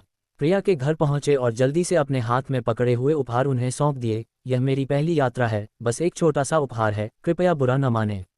ओह, आप चरण हैं, आप बहुत दयालु हैं, जल्दी से अंदर आइए, मैं हमारे तियान तियान को बुलाती हूँ। लीशुकिन की आंखें चमक उठीं जब उसने माल्टेड दूध, ब्राउन शुगर, सिगरेट, शराब और फल देखे जो वह ले जा रहा था, और उसने जल्दी से उत्साह से चरण को अंदर आमंत्रित किया। बूढ़े डू, तियान तियान, जल्दी से बाहर आओ, हमारे यहाँ मेहमान आए हैं। जैसे ही वह चरण को मुख्य हॉल की ओर ले गई, वह हॉल के पूर्व की ओर एक कमरे की ओर जोर से चिल्लाई। जब तक ली शुकिन चरण को मुख्य हॉल के प्रवेश द्वार तक ले गए, प्रिया और दूधहाई भी कमरे से बाहर चले गए। उद्धरण चिन्ह चरण। चरण को देखकर प्रिया की आवाज़ थोड़ी हैरान करने वाली थी। हाँ, यह मैं हूँ, तियान तियान, मैं तुमसे मिलने आया था। चरण की नज़र प्रिया के चेहरे पर पड़ी और उसका दिल तुरंत दुख गया। प्रिया दिखने में प्यारी थी, लंबी और दुबली पतली थी और उसकी आंखें साफ और चमकदार थीं जो बेहद आकर्षक थीं। जब वह मुस्कुराती थी तो उसके होठों के कोनों पर दो छोटे छोटे गड्ढे पड़ जाते थे। चरण जब भी उससे पहले मुस्कुराता था तो वह अपने दिल की धड़कन बढ़ा लेता था, लेकिन अब लड़की के गोरे और गुलाबी चेहरे पर उसकी आंखें लाल थीं और उसकी आंखों के कोनों में अभी भी आंसुओं के निशान थे। उसकी आवाज़ भी किसी रोने वाले की नासिका जैसी थी। गांव वालों से सुनी बातों को याद करके वह स्थिति को लगभग समझ गया। चरण को ये कहते हुए सुनकर कि वह खास तौर पर उससे मिलने आया है, प्रिया के गाल लाल हो गए और वह कुछ देर के लिए घर की बेचैनी भूल गई। उसके चेहरे पर शर्मिंदगी छा गई और उसने चरण को बैठने के लिए कहा और उसके लिए चाय बनाने चली गई। चरण की निगाहें उसके व्यस्त शरीर पर टिकी रहीं, जबकि वह दूधाहाय और ली शुकिन के सवालों के जवाब दे रहा था। चरण को पूरे समय प्रिया को घूरते हुए देखकर दूधाहाय और ली शुकिन को भी एहसास हुआ कि यह युवक उनकी बेटी को जरूर पसंद करेगा। दूधाहाय और ली शुकिन से कुछ पल बातें करने के बाद चरण ने एक अनुरोध किया, अंकल दू, आंटी, तियान तियान और मैंने बहुत समय से एक दूसरे को नहीं देखा है। क्या मैं उससे थोड़ी देर अकेले में बात कर सकता हूँ? दूधाहाय और ली शुकिन ने एक दूसरे को देखा, फिर ली शुकिन ने मुस्कुराते हुए सिर हिलाया। ठीक है, आप युवाओं ने अच्छी बातचीत की। उसके पिता और मैं कुएं से पानी लाने जाएंगे। शुक्रिया अंकल, आंटी। चरण ने विनम्रता से उनका शुक्रिया अदा किया। ली शुकिन ने दूधाहाई को घर से बाहर खींच लिया, जिससे घर में सिर्फ चरण और प्रिया ही रह गए। प्रिया ने चरण को घूरते हुए देखा और वह थोड़ी घबरा गई। उसके चेहरे पर दो लाल बादल उभर आए और उसके हाथों ने अनजाने में उसके कपड़ों के कोने पकड़ लिए। तियान तियान, हाई स्कूल की पढ़ाई पूरी करने के बाद क्या तुम घर पर ही रह रही हो? लड़की की घबराहट देखकर चरण ने अपना स्वर नरम कर लिया, उसकी नज़र उसकी ओर चिंता से भर गई। हाँ, मुझे किसी अच्छे विश्वविद्यालय में दाखिला नहीं मिला और मेरे माता पिता मुझे आगे पढ़ाई जारी रखने नहीं देंगे, प्रिया ने धीरे से कहा। बोलते हुए उसकी चमकीली आंखें अनजाने में चरण की ओर देख रही थीं। चरण, शिक्षक ने कहा कि तुम जियांग विश्वविद्यालय में दाखिले के लिए तैयार हो गए हो, कैसा चल रहा है? क्या विश्वविद्यालय का जीवन रोमांचक है? उसके स्वर में अनजाने में लालसा और ईर्ष्या प्रकट हो गई। चरण के दिल में एक कड़वी भावना उमड़ पड़ी। वह किसी विश्वविद्यालय में नहीं गया था। हाई स्कूल से स्नातक होने के बाद वह किन परिवार के लिए मेहनत मजदूरी करके पैसा कमा रहा था। तियान तियान, मैं इस बार इसलिए आया हूं क्योंकि मैं तुम्हें कुछ बताना चाहता हूं। प्रिया के सवाल से बचते हुए चरण ने सीधे उस युवती की आंखों में देखा। क्या? प्रिया उसकी निगाहों के सामने थोड़ी शर्मा गई, लेकिन साथ ही यह जानने के लिए भी उत्सुक थी कि चरण उससे क्या कहना चाहता है। मैं तुम्हें पसंद करता हूँ। जिस दिन से मैं तुम्हारा डेस्कमेट बना, मुझे तुमसे प्यार हो गया। चरण ने उसे जलती आंखों से देखा और वो शब्द कहे जो उसे पिछले जन्म में कभी कहने का मौका नहीं मिला था। मैं तुम्हें पसंद करती हूँ। जिस दिन से हम डेस्कमेट बने, मैं तुम पर फिदा हो गई। चरण के शब्द प्रिया के दिमाग में बार बार गूंज रहे थे। वह चरण को घूरती रही, उसकी आंखें पहले आश्चर्य से चमकी, फिर धुंधली हो गईं। तुरंत बाद उसकी स्पष्ट चमकदार आंखों में धीरे धीरे एक धुंधली नमी दिखाई दी। एक एक करके उसके चेहरे पर चमकते आंसू बहने लगे। उसे रोता देख चरण अचानक घबरा गया। तियान तियान, तियान तियान, रो मत। मुझे माफ करना, मैं बू हूँ। बुरे चरण, तुमने अभी क्यों बोला? प्रिया ने सूंघी, उसकी आंखें तिरस्कार और शर्म से भर गईं। मैं भी तुम्हें लंबे समय से पसंद करती हूँ। बात बस इतनी है कि मैंने सुना है कि तुम्हारी एक मंगेतर है, इसलिए उसने शुरू में अपनी मंगेतर श्रुति की वजह से प्रिया से दूरी बनाए रखी थी। हालांकि उसके मन में प्रिया के लिए भावनाएं थीं, चरण ने हमेशा उन्हें दबा दिया था। अब ऐसा लग रहा था श्रुति इसके लायक नहीं थी। उस मंगेतर से मैंने पहले ही उससे सगाई तोड़ दी है। मैं अब अकेला हूँ। चरण ने जल्दी से समझाया। तियान तियान, क्या तुम मुझसे शादी करोगी? अचानक प्रस्ताव ने प्रिया को खुशी से चौंका दिया। शुरुआती उत्साह के बाद उसने जल्दी से सिर हिलाया। चरण, मैं करूंगी, मैं तुमसे शादी करूंगी। चरण खुशी से भर गया जब उसने उसकी सहमति सुनी। अच्छा, तो मैं तुम्हारे माता पिता को प्रस्ताव दूंगा। प्रिया ने चरण के शब्द सुनने के बाद उस सुबह जो हुआ उसके बारे में सोचा। चरण, मेरे माता पिता वधू मूल्य पर पड़ोसी गांव के एक बूढ़े आदमी से मेरी शादी करवाना चाहते हैं। मुझे चिंता है कि अगर उन्हें पता चलेगा कि तुम मुझसे शादी करना चाहती हो तो वे बहुत ज्यादा रकम मांगेंगे। वह जानती थी कि चरण का परिवार औसत दर्जे का है और कॉलेज के छात्र के रूप में उसका पालन पोषण करना शायद पहले से ही एक भारी बोझ था। अगर दूधाई और लीशुकिन ने बड़ी वधू मूल्य की मांग की तो क्या वह चरण को नीचे नहीं घसीट रही होगी? चिंता मत करो, यह ऐसा मामला है जिसे मुझे संभालना चाहिए। चरण ने प्रिया की आंखों के कोनों से आंसू पोंछने के लिए हाथ बढ़ाया और धीरे से उसके माथे को सहलाया। उसकी कोमलता ने प्रिया के हाल ही में रुके आंसुओं को फिर से बह निकला। चरण, तुम बहुत अच्छी हो, भविष्य में यह और भी बेहतर होगा। तियान, मैं ये सुनिश्चित करूंगा कि तुम्हें इस जीवन में मुझसे शादी करने का कभी पछतावा न हो। प्रिया ने उसके सीधे शब्द सुने, शर्म और प्यार दोनों महसूस किया। उसके गालों पर लाली आ गई। चरण ने हाथ बढ़ाया और प्रिया का हाथ पकड़ लिया। उसकी आवाज़ धीमी थी। तियान, जाओ अपने माता पिता को वापस बुलाओ। मैं उनसे प्रस्ताव के बारे में बात करूंगा। दूधाई और लीशुकिन छोटे मोटे लाभों के लालची थे, अन्यथा अपने पिछले जीवन में उन्होंने अपनी दत्तक पुत्री को 1000 युआन के लिए मौत के घाट नहीं उतार दिया होता। विवाह प्रस्ताव, इस मामले पर गहन चर्चा की आवश्यकता थी। ठीक है टिल्डा, प्रिया ने तुरंत जवाब दिया। उसने चरण को देखकर मुस्कुराई, जिससे उसके चेहरे पर 2 चमकदार गड्ढे पड़ गए और वह तेजी से मुख्य हॉल से बाहर भाग गई। लड़की के कदम हल्के थे, जिससे खुशी और सहजता झलक रही थी। चरण की आंखों में अनजाने में एक स्नेह भरी मुस्कान दिखाई दी। इस जीवन में वह प्रिया के दुखद भाग्य को फिर से लिखेगा और उसे एक खुशहाल जीवन की ओर ले जाएगा। जल्द ही, कुछ ही मिनटों में प्रिया ने दूधाई और लीशुकिन को वापस बुलाया। मुख्य हॉल में लौटते ही चरण बोला, अंकल, आंटी, मैं इसे आपसे नहीं छिपाऊंगा। जब से मैं हाई स्कूल में था, मेरे मन में तियान के लिए भावनाएं थीं। दूधाई और लीशुकिन ने एक दूसरे को देखा, उनकी आंखें हिसाब किताब से भरी थीं। दरअसल जैसे ही चरण आया, दोनों को इसका एहसास हो गया। वरना कौन सा नौजवान किसी के घर इतने सारे तोहफे लेकर आएगा? चूंकि चरण को उनकी बेटी पसंद थी, इसलिए स्वाभाविक रूप से उन्हें परिवार के लिए ज्यादा फायदे पाने के लिए सोच समझकर योजना बनानी पड़ी। बेटी की शादी कर देना पानी बहाने जैसा है। अगर उन्होंने दौलत कमाने के इस मौके का फायदा नहीं उठाया तो क्या उसे पालने पोसने की उनकी सारी मेहनत बेकार नहीं हो जाएगी? चरण, मैं तियान के लिए तुम्हारी सच्ची भावनाएं समझ सकती हूँ।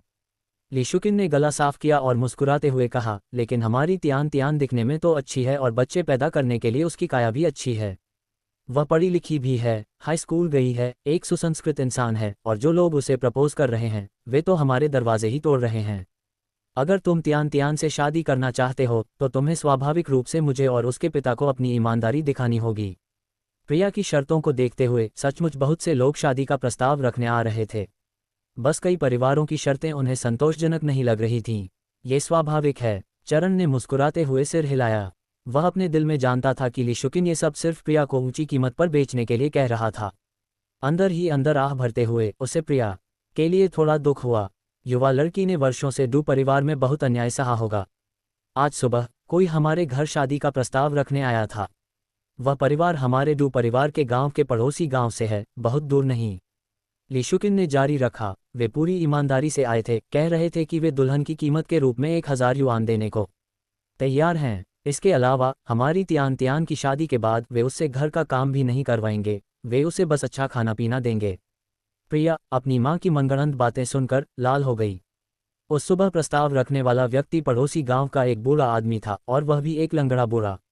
वह ऐसे आदमी से कभी शादी नहीं करेगी, भले ही इससे उसकी जान चली जाए। ठीक है, ठीक है। तियान की माँ और मैं भी इस मामले पर विचार कर रहे हैं। वे भी तियान के प्रति सच्चे दिल से समर्पित हैं। दूधाई ने जल्दी से बगल से कहा, चाचा चाची, अगर वह व्यक्ति वधू मूल्य के रूप में 1000 युआन देने को तैयार है तो मैं भी तैयार हूँ। चरण जानता था कि दूधाई और लीशुकिन 1000 युआन से कम पर नहीं मानेंगे, इसलिए उसने सीधे कहा, और 3 मोड़ और एक ध्वनि, मुझे वो सब मिल जाएगा। जो कुछ भी दूसरों के पास है, तियान को किसी चीज़ की कमी नहीं होगी। चिंता मत करो, जब तियान मुझसे शादी करेगी तो मैं उसे कोई शिकायत नहीं होने दूंगा। चरण की बातें सुनकर दूधाई और लीशुकिन की आंखें तुरंत चमक उठीं। चरण की ओर उनकी निगाहें बदल गईं, मानो वह कोई बेशकीमती चीज़ हो। 1000 युआन की वधू मूल्य की तो बात ही छोड़िए, सिर्फ 3 मोड़ और एक ध्वनि पाने में ही लगभग 1000 युआन लग जाएंगे। ये सोचते ही उस सुबह प्रस्ताव रखने वाला बूढ़ा आदमी अचानक कम आकर्षक लगने लगा। आखिरकार अगर वाकई बेहतर हालात होते तो वे स्वाभाविक रूप से खुशी खुशी स्वीकार कर लेते। अपनी बेटी की शादी पड़ोसी गांव के किसी बूढ़े से करने पर गांव में गपशप होने की संभावना होती। चरण से शादी करने पर ऐसी कोई चिंता नहीं होती। प्रिया बगल से सुन रही थी, उसकी आंखें भावनाओं से भरी हुई थीं। उसे चरण के प्रति मधुरता और अपराध बोध दोनों का एहसास हो रहा था। उसके दत्तक माता पिता पैसे के मोह में डूबे हुए थे। वे तब तक शादी के लिए आसानी से तैयार नहीं होते जब तक कि वे चरण से आखिरी बूंद तक नहीं निचोड़ लेते। चरण, वास्तव में हमारे तियान तियान के लिए सच्ची भावनाएं हैं। लीशुकिन के चेहरे पर मुस्कान खिल उठी, उसकी आंखें संतुष्टि से चमक उठी। उसके पिता और मैं आपसे बहुत संतुष्ट हैं। हालांकि इस शादी के लिए हमें स्वाभाविक रूप से हमारे तियान तियान की राय पूछने की जरूरत है। तियान तियान, क्या तुम चरण से शादी करने के लिए सहमत हो? वह प्रिया को देखकर मुस्कुराई, एक प्यार करने वाली मां प्रतीत हुई जिसने अपनी बेटी की राय का बहुत सम्मान किया। मैं चरण से शादी करने को तैयार हूं। प्रिया ने जल्दी से सिर हिलाया। वह अपने परिवार को और शर्तें मांगने का एक और मौका नहीं देगी। चूंकि तियान तियान भी इस शादी के लिए सहमत है, अंकल आंटी, क्या हम पहले एक तारीख तय करें? चरण जानता था कि डू परिवार में प्रिया का जीवन भी कठिन था, इसलिए वह स्वाभाविक रूप से उससे जल्द शादी करना चाहता था। प्रिया वह व्यक्ति थी जिसे वह प्यार करता था और वह स्वाभाविक रूप से उसे लाड़ प्यार करना, संजोना और उसकी रक्षा करना चाहता था। चलो कोई शुभ और खुशी का दिन चुनते हैं। लीशुकिन ने मन ही मन सोचा, उसे प्रिया की शादी जल्दी करनी होगी ताकि उसे यह वधू मूल्य मिल सके। वह अभी भी इस पैसे से अपने बेटे के लिए एक अच्छी नौकरी खरीदने का इंतजार कर रही थी। दू दाहाई ने पुराना पंचांग निकाला और कुछ विचार विमर्श और चयन के बाद उन्होंने छठे चंद्रमास के 12वें दिन विवाह की तिथि तय की। आज छठे चंद्रमास का दूसरा दिन था, इसलिए विवाह में केवल 10 दिन शेष थे। ये थोड़ी जल्दबाजी थी, लेकिन चरण कुछ अधीर था और यह विवाह तिथि उसके लिए बिल्कुल उपयुक्त थी। मैं आज जल्दी में आया था और मेरे व्यवहार में कुछ कमी थी। अंकल आंटी, तियान तियान, मैं कल सुबह सगाई के उपहार देने आऊँगा। चरण ने देखा कि देर हो रही है और वह जल्दी वापस जाकर तैयारी करना चाहता था। वाह वाह चरण, हम कल घर पर तुम्हारा इंतजार करेंगे। ये सुनते ही लीशुकिन का चेहरा तुरंत खिल उठा और उसे ये दामाद और भी अधिक आकर्षक लगने लगा। चरण, आज जाने से पहले तुम खाना खाने क्यों नहीं रुकते? दू दाहाई ने सगाई के उपहारों के बारे में सोचा जो हाथ में आने वाले थे और चरण के प्रति उसका व्यवहार और भी उत्साहपूर्ण हो गया। नहीं अंकल आंटी, मैं आज वापस जाकर तैयारी करूंगा ताकि कल जल्दी आ सकूं। चरण ने मुस्कुराते हुए विनम्रता से मना कर दिया। ठीक है चरण, लौटते समय ध्यान रखना। लीशुकिन ने जल्दी से सिर हिलाया और प्रिया का हाथ थपथपाया। तियान तियान, चरण को विदा करने जाओ। ठीक है। प्रिया के चेहरे पर शर्मिंदगी झलक आई जब वह चरण को बाहर देखने के लिए उठी। आंगन के गेट से बाहर निकलते हुए चरण रुका और प्रिया की ओर देखने लगा। तियान तियान, मैं कल फिर आऊँगा। हम चरण, मैं घर पर तुम्हारा इंतजार करूँगा। प्रिया के चेहरे पर शर्मिंदगी झलक रही थी और चरण को देखते हुए उसकी आंखें स्नेह से भरी हुई थीं। चरण ने एक पल के लिए उसे गहराई से देखा, फिर हाथ हिलाकर कहा, अंदर वापस जाओ, मैं जा रहा हूँ। रास्ते में ध्यान रखना। उसे जाते हुए देखकर प्रिया की आंखों में अनिच्छा का भाव दिखाई दिया और उसने जल्दी से उसे जाने के लिए कहा। हम चरण ने सिर हिलाया, मोटरसाइकिल के पास गया और मोटरसाइकिल चालक से कहा, यार चलो काउंटी टाउन वापस चलते हैं। ठीक है। मोटरसाइकिल चालक ने तुरंत जवाब दिया और जल्दी से मोटरसाइकिल पर बैठ गया। चरण पीछे बैठ गया और प्रिया की तरफ हाथ हिलाया। मोटरसाइकिल के इंजन की गर्जना के साथ वह पल भर में प्रिया की नज़रों से ओझल हो गई। वह आंगन के गेट पर काफ़ी देर तक खड़ी रही, फिर मुड़कर वापस आंगन में चली गई। अंदर आते ही उसने देखा कि दू दहाई सामान लेकर बाहर जाने वाला है। पापा, आप कहाँ जा रहे हैं? प्रिया ने उसे जाते हुए देखकर लापरवाही से पूछा। मैं आज सुबह से उस शादी के प्रस्ताव को ठुकरा दूंगी। तियान तियान, तुम धन्य हो, ये चरण उस लियू एयरलिंग से कहीं बेहतर है। दू दहाई 2 बार हंसा और आंगन से बाहर चला गया। प्रिया ने हल्के से अपने होंठ काटे और उसकी आंखों में राहत की एक झलक दिखाई दी। अगर चरण आज नहीं आया होता तो डू दहाई और लीशुकिन शायद उसकी शादी उस बूढ़े, बदसूरत और लंगड़े लियू एयरलिंग से कर देते। चरण ही वास्तव में उसका उद्धार था। डू फैमिली विलेज से निकलने के बाद मोटरसाइकिल चालक जल्दी से चरण को हुआंगान काउंटी वापस ले गया। चरण ने चार्टर के लिए 8 युआन का भुगतान किया और मोटरसाइकिल चालक से अलग हो गया। हुआंगान काउंटी में सड़क किनारे खड़े होकर वह कल डू परिवार के गांव में सगाई के उपहार देने के बारे में सोच रहा था। वह तियान तियान से शादी करना चाहता था और किन परिवार से मिले पैसे उसके लिए काफ़ी थे। लेकिन अब जब वह किन परिवार छोड़ चुका था तो उसके पास रहने के लिए कोई जगह नहीं थी, इसलिए उसे पहले एक घर लेना ज़रूरी था। वह प्रिया को उससे शादी के बाद अपने साथ भटकने नहीं दे सकता था। उसकी माँ द्वारा छोड़े गए सोने के कंगन मौजूदा बाजार में सोने की रिसाइकलिंग कीमत के हिसाब से कम 3,000 युआन से ज़्यादा में बिक सकते थे। कुछ हज़ार युआन उसके लिए हुआंगान काउंटी में एक छोटा सा आंगन खरीदने के लिए काफ़ी होंगे। अगर भविष्य में सोने की कीमत बढ़ी भी तो वह ज़मीन जायदाद जितनी तेज़ी से नहीं बढ़ेगी। उन सोने के कंगनों को रखना संपत्ति खरीदने जितना अच्छा नहीं था। क्या वे सूर्य के अवशेष हैं? क्या उसे उन्हें एक यादगार के तौर पर रखना चाहिए? वह व्यक्ति अब यहाँ नहीं था। उन चीज़ों के बारे में बात करना सब खोखली बातें थीं। चरण को ये बात समझ में आने के बाद उसने पहले सोने के कंगन बेचने की तैयारी की। वह 3 साल हुआंगान काउंटी में रहा था और इस छोटे से काउंटी शहर से अपेक्षाकृत परिचित था। जल्द ही चरण एक सोने चांदी के गहनों की दुकान पर पहुंचा। दुकान मालिक से मोलभाव करने के बाद उसने आखिरकार सोने के कंगनों की जोड़ी 70 युआन प्रति ग्राम की रिसाइकलिंग कीमत पर बेच दी। दोनों सोने के कंगनों का कुल वजन लगभग 50 ग्राम था और कुल मिलाकर 3,500 युआन में बिका। दुकान मालिक ने चरण को नकद नोट और 10-10 युआन के नोटों की कई गड्डियां गिनकर दीं। चरण उन्हें गिना और पाया कि राशि सही थी, इसलिए उसने पैसे एक तरफ रख दिए और सोने और चांदी के आभूषणों की दुकान से बाहर चला गया। ये देखकर कि आकाश पहले से ही अंधेरा होने लगा था, उसने अपनी चाल तेज कर दी और चला गया। चरण को यह नहीं पता था कि सोने और चांदी के आभूषणों की दुकान से बाहर निकलने के कुछ ही देर बाद 2 महिला ग्राहक दुकान पर पहुंची। वे चरण की जैविक नानी लीकिंग और उनकी सबसे बड़ी मामी जो ज़ुएलियन थीं। लीकिंग के सबसे छोटे बेटे सू मिंगयुआन, जो चरण के छोटे चाचा थे, की शादी हो रही थी। लीकिंग और जो ज़ुएलियन नई बहू के लिए सोने के कंगन की एक जोड़ी खरीदने के इरादे से आभूषण की दुकान पर आए थे। ये सुनकर कि दोनों महिला ग्राहक सोने के कंगन की एक जोड़ी खरीदने की योजना बना रही हैं, दुकान के मालिक ने ग्राहकों को दिखाने के लिए चरण से खरीदे गए सोने के कंगन की जोड़ी निकाली। अगर ग्राहकों को ये पसंद आए तो वे इन्हें सीधे बेच सकते थे। दुकान मालिक को इस बात की उम्मीद नहीं थी कि लीकिंग ने सोने के कंगनों की ये जोड़ी देखकर उसकी आंखें लाल हो गईं और उसके चेहरे पर आंसू बहने लगे। वह बार बार पूछती रही कि ये सोने के कंगन किसने बेचे हैं। दुकान मालिक शुरू में ग्राहक की गोपनीयता उजागर नहीं करना चाहता था, लेकिन जब लीकिंग ने सुना कि उसकी दिवंगत बेटी के पास भी बिल्कुल वैसे ही कंगनों की एक जोड़ी थी, तो दुकान मालिक ने मुसीबत के डर से महिला ग्राहक को चरण का रूप बताया। दुकान मालिक द्वारा बताई गई शक्ल सुनकर लीकिंग और जो ज़ुएलियन दोनों हैरान रह गए। माँ, क्या आपको लगता है कि ये सोने के कंगन बेचने के लिए तीसरी बहन का बेटा लाया होगा? जो ज़ुएलियन ने अनुमान लगाया। आपका मतलब चरण है? चरण, जिसने उसे घृणा से देखा था, लीकिंग के मन में आया और उसे थोड़ा दुख हुआ। हाँ, मुझे आश्चर्य है कि क्या किन परिवार को कुछ हो गया है। वे तीसरी बहन द्वारा छोड़े गए कंगनों की ये जोड़ी क्यों बेचेंगे? जो ज़ुएलियन खुद को रोक नहीं पाया और धीरे से आह भर ली। जब हम वापस जाएंगे तो मिंगहुई और मिंगचेंग को इसके बारे में पूछताछ करने के लिए भेज देना। लीकिंग की आंखों में चिंता की लकीरें उभर आईं। तुम्हारी तीसरी बहन की मृत्यु के बाद उसके दोनों बच्चे किनलू और चरण उसकी सौतेली माँ के बहकावे में आ गए और हमसे अलग हो गए। इतने सालों से मैंने उन दोनों बच्चों को ज़्यादा नहीं देखा।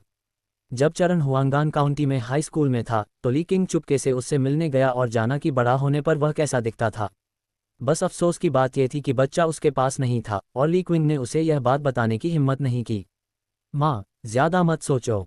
जब वे बड़े हो जाएंगे तो सही गलत में फ़र्क करना सीख जाएंगे। जो ज़ुएलियन ने उसे दिलासा दिया। लीकिंग ने सिर हिलाया। दुकान मालिक से सोने के कंगनों का ये जोड़ा खरीदा और परिवार में आने वाली नई बहू के लिए भी एक खास जोड़ा मंगवाया। अपना काम निपटाकर वे गहने की दुकान से निकल गए। इसी बीच हुआंगान काउंटी में चरण को एक किफ़ायती छोटा होटल मिला। उसने एक कमरे में चेक इन किया और फिर नीचे बीफ नूडल्स का एक कटोरा खाने चला गया। खाने के बाद वह होटल लौटा और होटल के लैंडलाइन फ़ोन से फ़ोन किया।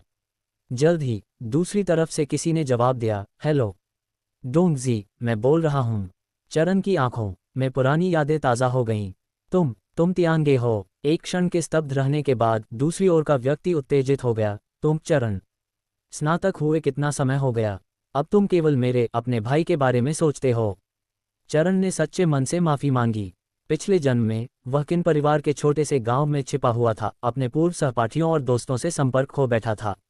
हाई स्कूल से स्नातक होने के बाद ये जीवन भी वैसा ही था। उसने स्नातक होने के बाद कभी अन्य सहपाठियों या दोस्तों से संपर्क नहीं किया। अन्य सहपाठी और दोस्त या तो हाई स्कूल से स्नातक होने के बाद कॉलेज चले गए या अपने परिवारों की व्यवस्था के तहत नौकरी में लग गए। बस उसका कॉलेज का स्थान छीन लिया गया और वह परजीवी किन परिवार का भरण पोषण करने के लिए खेतों में मेहनत मजदूरी करता रहा। ठीक है, मैंने तुम्हें दोष नहीं दिया। शरत ने चरण के स्वर में अंतर सुना और अपनी आवाज़ धीमी कर ली। तियांगे, पिछले 2 सालों से तुम कैसे रहे हो? क्या तुम अभी भी कॉलेज में हो? क्या तुम गर्मी की छुट्टियों में वापस आए हो? उसके सवालों और चिंतित स्वर ने चरण के दिल को गर्म कर दिया। पिछले जन्म में जब शरद को अपनी मृत्यु और उन सभी वर्षों में झेली गई कठिनाइयों के बारे में पता चला तो वह अपनी कब्र पर फूट फूट कर रोया था। किन परिवार को तब तक कोसता रहा जब तक वे अपना सिर नहीं उठा सके। उस समय शरद खुद भी मुश्किल में था। उसकी पत्नी ने पारिवारिक संपत्ति हस्तांतरित कर दी थी और अपने प्रेमी के साथ विदेश भाग गई थी, जिससे उसकी कंपनी दिवालिया हो गई थी। यदि उसकी अपनी कठिन परिस्थितियां न होती तो अपने व्यक्तित्व के साथ वह निश्चित रूप से चरण के लिए न्याय मांगता। शरद के भविष्य की दुर्दशा के बारे में सोचते हुए चरण ने मन ही मन संकल्प लिया कि उसे शरद को उसके पिछले जीवन की त्रासदी से बचने में मदद करनी चाहिए। मैं बहुत अच्छा कर रहा हूँ डोंग जी, मैं शादी कर रहा हूँ। चरण ने हाई स्कूल स्नातक होने के बाद पिछले 2 वर्षों के बारे में बात नहीं की, सीधे अपनी आसन शादी की खबर दे दी। क्या तियान जी, तुम शादी कर रहे हो? इतनी जल्दी? क्या तुमने अभी तक कॉलेज से स्नातक किया है? ओह ओह, अगर तुमने स्नातक नहीं किया है तो कोई बात नहीं। क्या भाभी तुम्हारी मंगेतर हैं? श्रुति, तुम दोनों शादी कब कर रहे हो, इसे चंद शब्दों में समझाना मुश्किल है।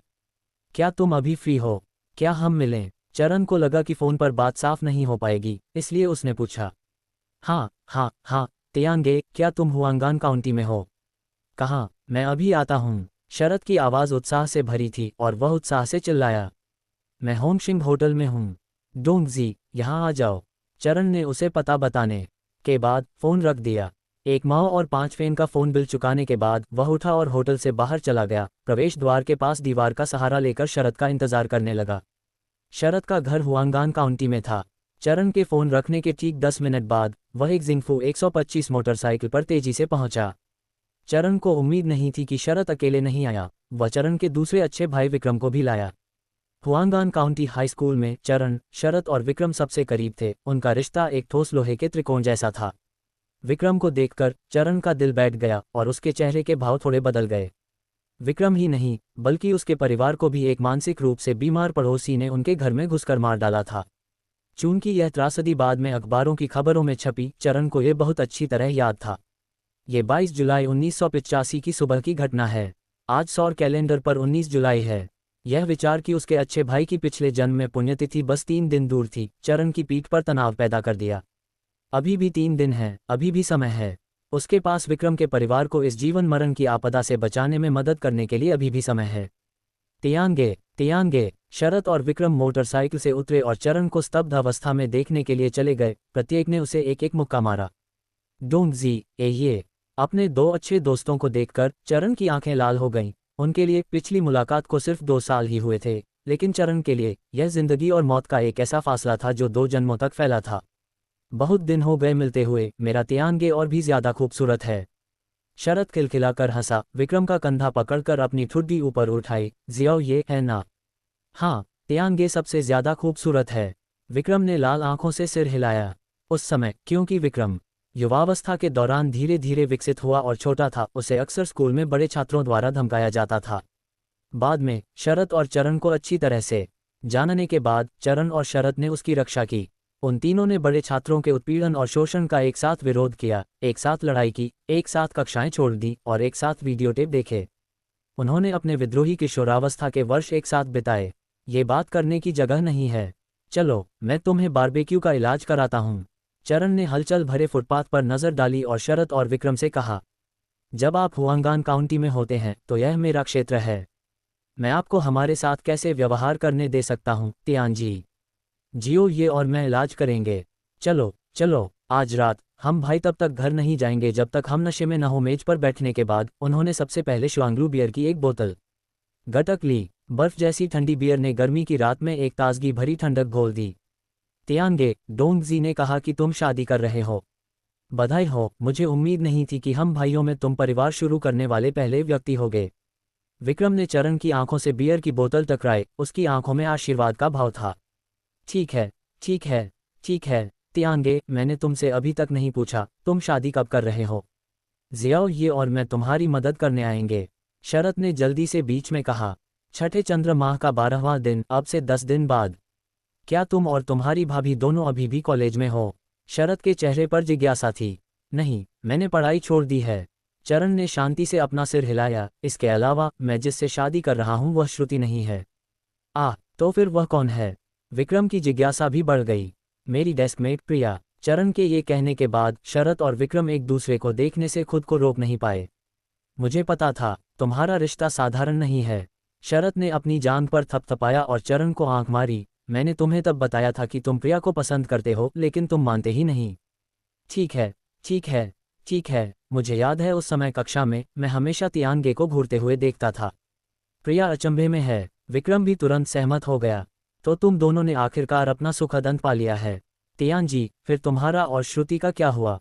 शरत ने सावधानी से पूछना शुरू किया। उसके पास कोई और है जिससे वह प्यार करती है। चरण ने संक्षेप में श्रुति और राहुल की कहानी सुनाई। फिर उसने अपने दोनों भाइयों को समझाया कि वह कॉलेज नहीं गया था और पिछले 2 सालों से घर पर खेती कर रहा था। धिक्कार है, वह कुतिया इतनी नीच कैसे हो सकती है? तियान जी इतनी अच्छी इंसान है और फिर भी उसने किसी दूसरे आदमी के साथ संबंध बनाने की हिम्मत की। वह अंधी होनी चाहिए। सुनने के बाद शरत जोर से गाली देने से खुद को रोक नहीं सका। तियान जी, तुम इतने मूर्ख कैसे हो सकते हो? तुम्हारे टेस्ट के अंक बहुत अच्छे थे, स्नातक की रेखा से काफ़ी ऊपर। तुम अपने कॉलेज की जगह किसी और को कैसे दे सकते हो? विक्रम शिकायत करने से खुद को रोक नहीं पाया। क्या तुम्हारे परिवार ने तुम्हें कोई मन नियंत्रण की गोली दी है? तुम उनकी इतनी आज्ञाकारी क्यों हो? Charan apologized sincerely. In his previous life, he had holed up in the small Keen family village, losing touch with his former classmate and friends. This life, after graduating from high school, it was the same. He never contacted other classmates or friends after graduation. Other classmates and friends either went to college after high school graduation or entered the workforce under their families' arrangements. Only he had his college spot stolen, spending his days toiling in the fields to support the parasitic Keen family. All right, I didn't really blame you. Sharath heard the difference in Charan's tone and softened his voice. Tiange, how have you been these past 2 years? Are you still in college? Did you come back for summer vacation? His string of questions and concerned tone warmed Charan's heart. In his previous life, when Sharath learned of his death and the hardships he had endured all those years, he had cried bitterly at his grave, cursing the Keen family until they couldn't lift their heads. At the time, Sharath himself was also in trouble. His wife had transferred family assets and fled abroad with her lover, leading to his company's bankruptcy. If not for his own difficult circumstances with his personality, he would definitely have sought justice for Charan. Thinking of Sharath's future plight, Charan secretly resolved that he must help Sharath avoid the tragedy of his previous life. I'm doing very well, Dangzi, I'm getting married. Charan didn't talk about the past 2 years since high school graduation, directly dropping the news of his impending marriage. What? Tiange, you're getting married? So fast, have you graduated from college yet? Oh, it's okay if you haven't graduated. Is the sister-in-law your fiancée, Shruti? When are you two holding the wedding? Sharath was a complete chatterbox in front of familiar people. In reality, having not contacted his good friend for 2 years, he was also very curious about Charan's life during that time. It's hard to explain in a few words. Are you free now? Shall we meet up? Charan thought that it couldn't be explained clearly over the phone, so he asked. Yes, Tiange, are you in Huang'an County? Where? I'll be right there. Sharath's voice was filled with excitement, and he shouted excitedly. I'm at the Hongsing Hotel. Dangzi, come on over. After Charan told him the address, he hung up the phone. After paying a phone bill of 1 mao and 5 fen, he got up and walked out of the hotel, leaning against the wall by the entrance to wait for Sharath. Sharath's home was in Huang'an County. Just over 10 minutes after Charan hung up the phone, he arrived swiftly on a Xingfu 125 motorcycle. What Charan hadn't expected was that Sharath didn't come alone. He also brought Charan's other good brother Vikram. Back at Huang'an County High School, Charan, Sharath, and Vikram were the closest, their relationship a solid iron triangle. Seeing Vikram, Charan's heart sank, and his expression changed slightly. He remembered that in his previous life, Vikram had died in July of that very year. Not only Vikram, but his family too, were all hacked to death by a mentally ill neighbor who broke into their home. Because this tragedy later made it into the newspaper news, Charan remembered it very clearly. It happened on the morning of July 22, 1985. Today is July 19th on the solar calendar. The thought that his good brother's death anniversary in his previous life was just 3 days away made Charan's back tense up. There are still 3 days, still time. He still has time to help Vikram's family avoid this life and death calamity. Tiange, Sharath and Vikram dismounted from the motorcycle and walked over to see Charan in a daze, each punching him once. Dangzi, ye. Looking at his two good friends, Charan's eyes reddened and he felt a deep sense of melancholy.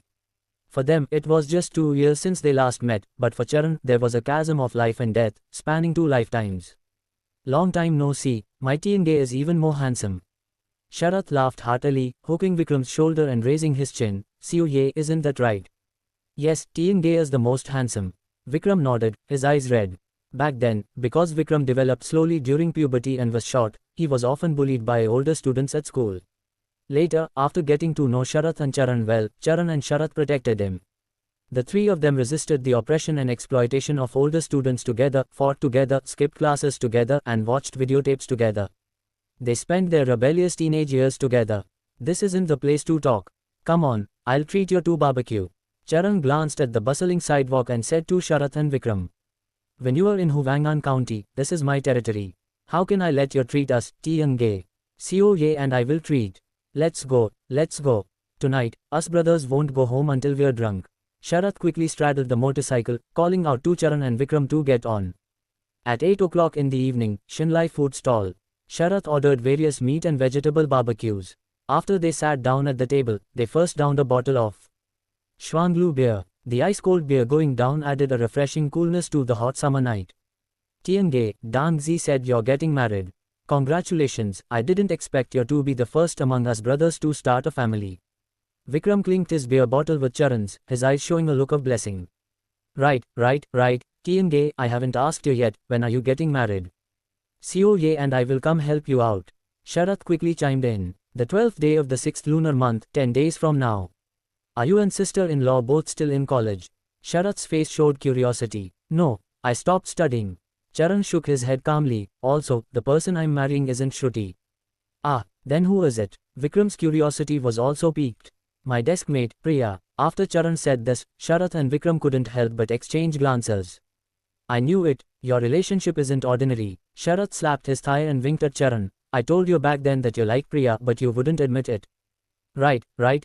I remember back then in class, I always saw TNG staring at Priya अचंभे में है." विक्रम भी तुरंत सहमत हो गया।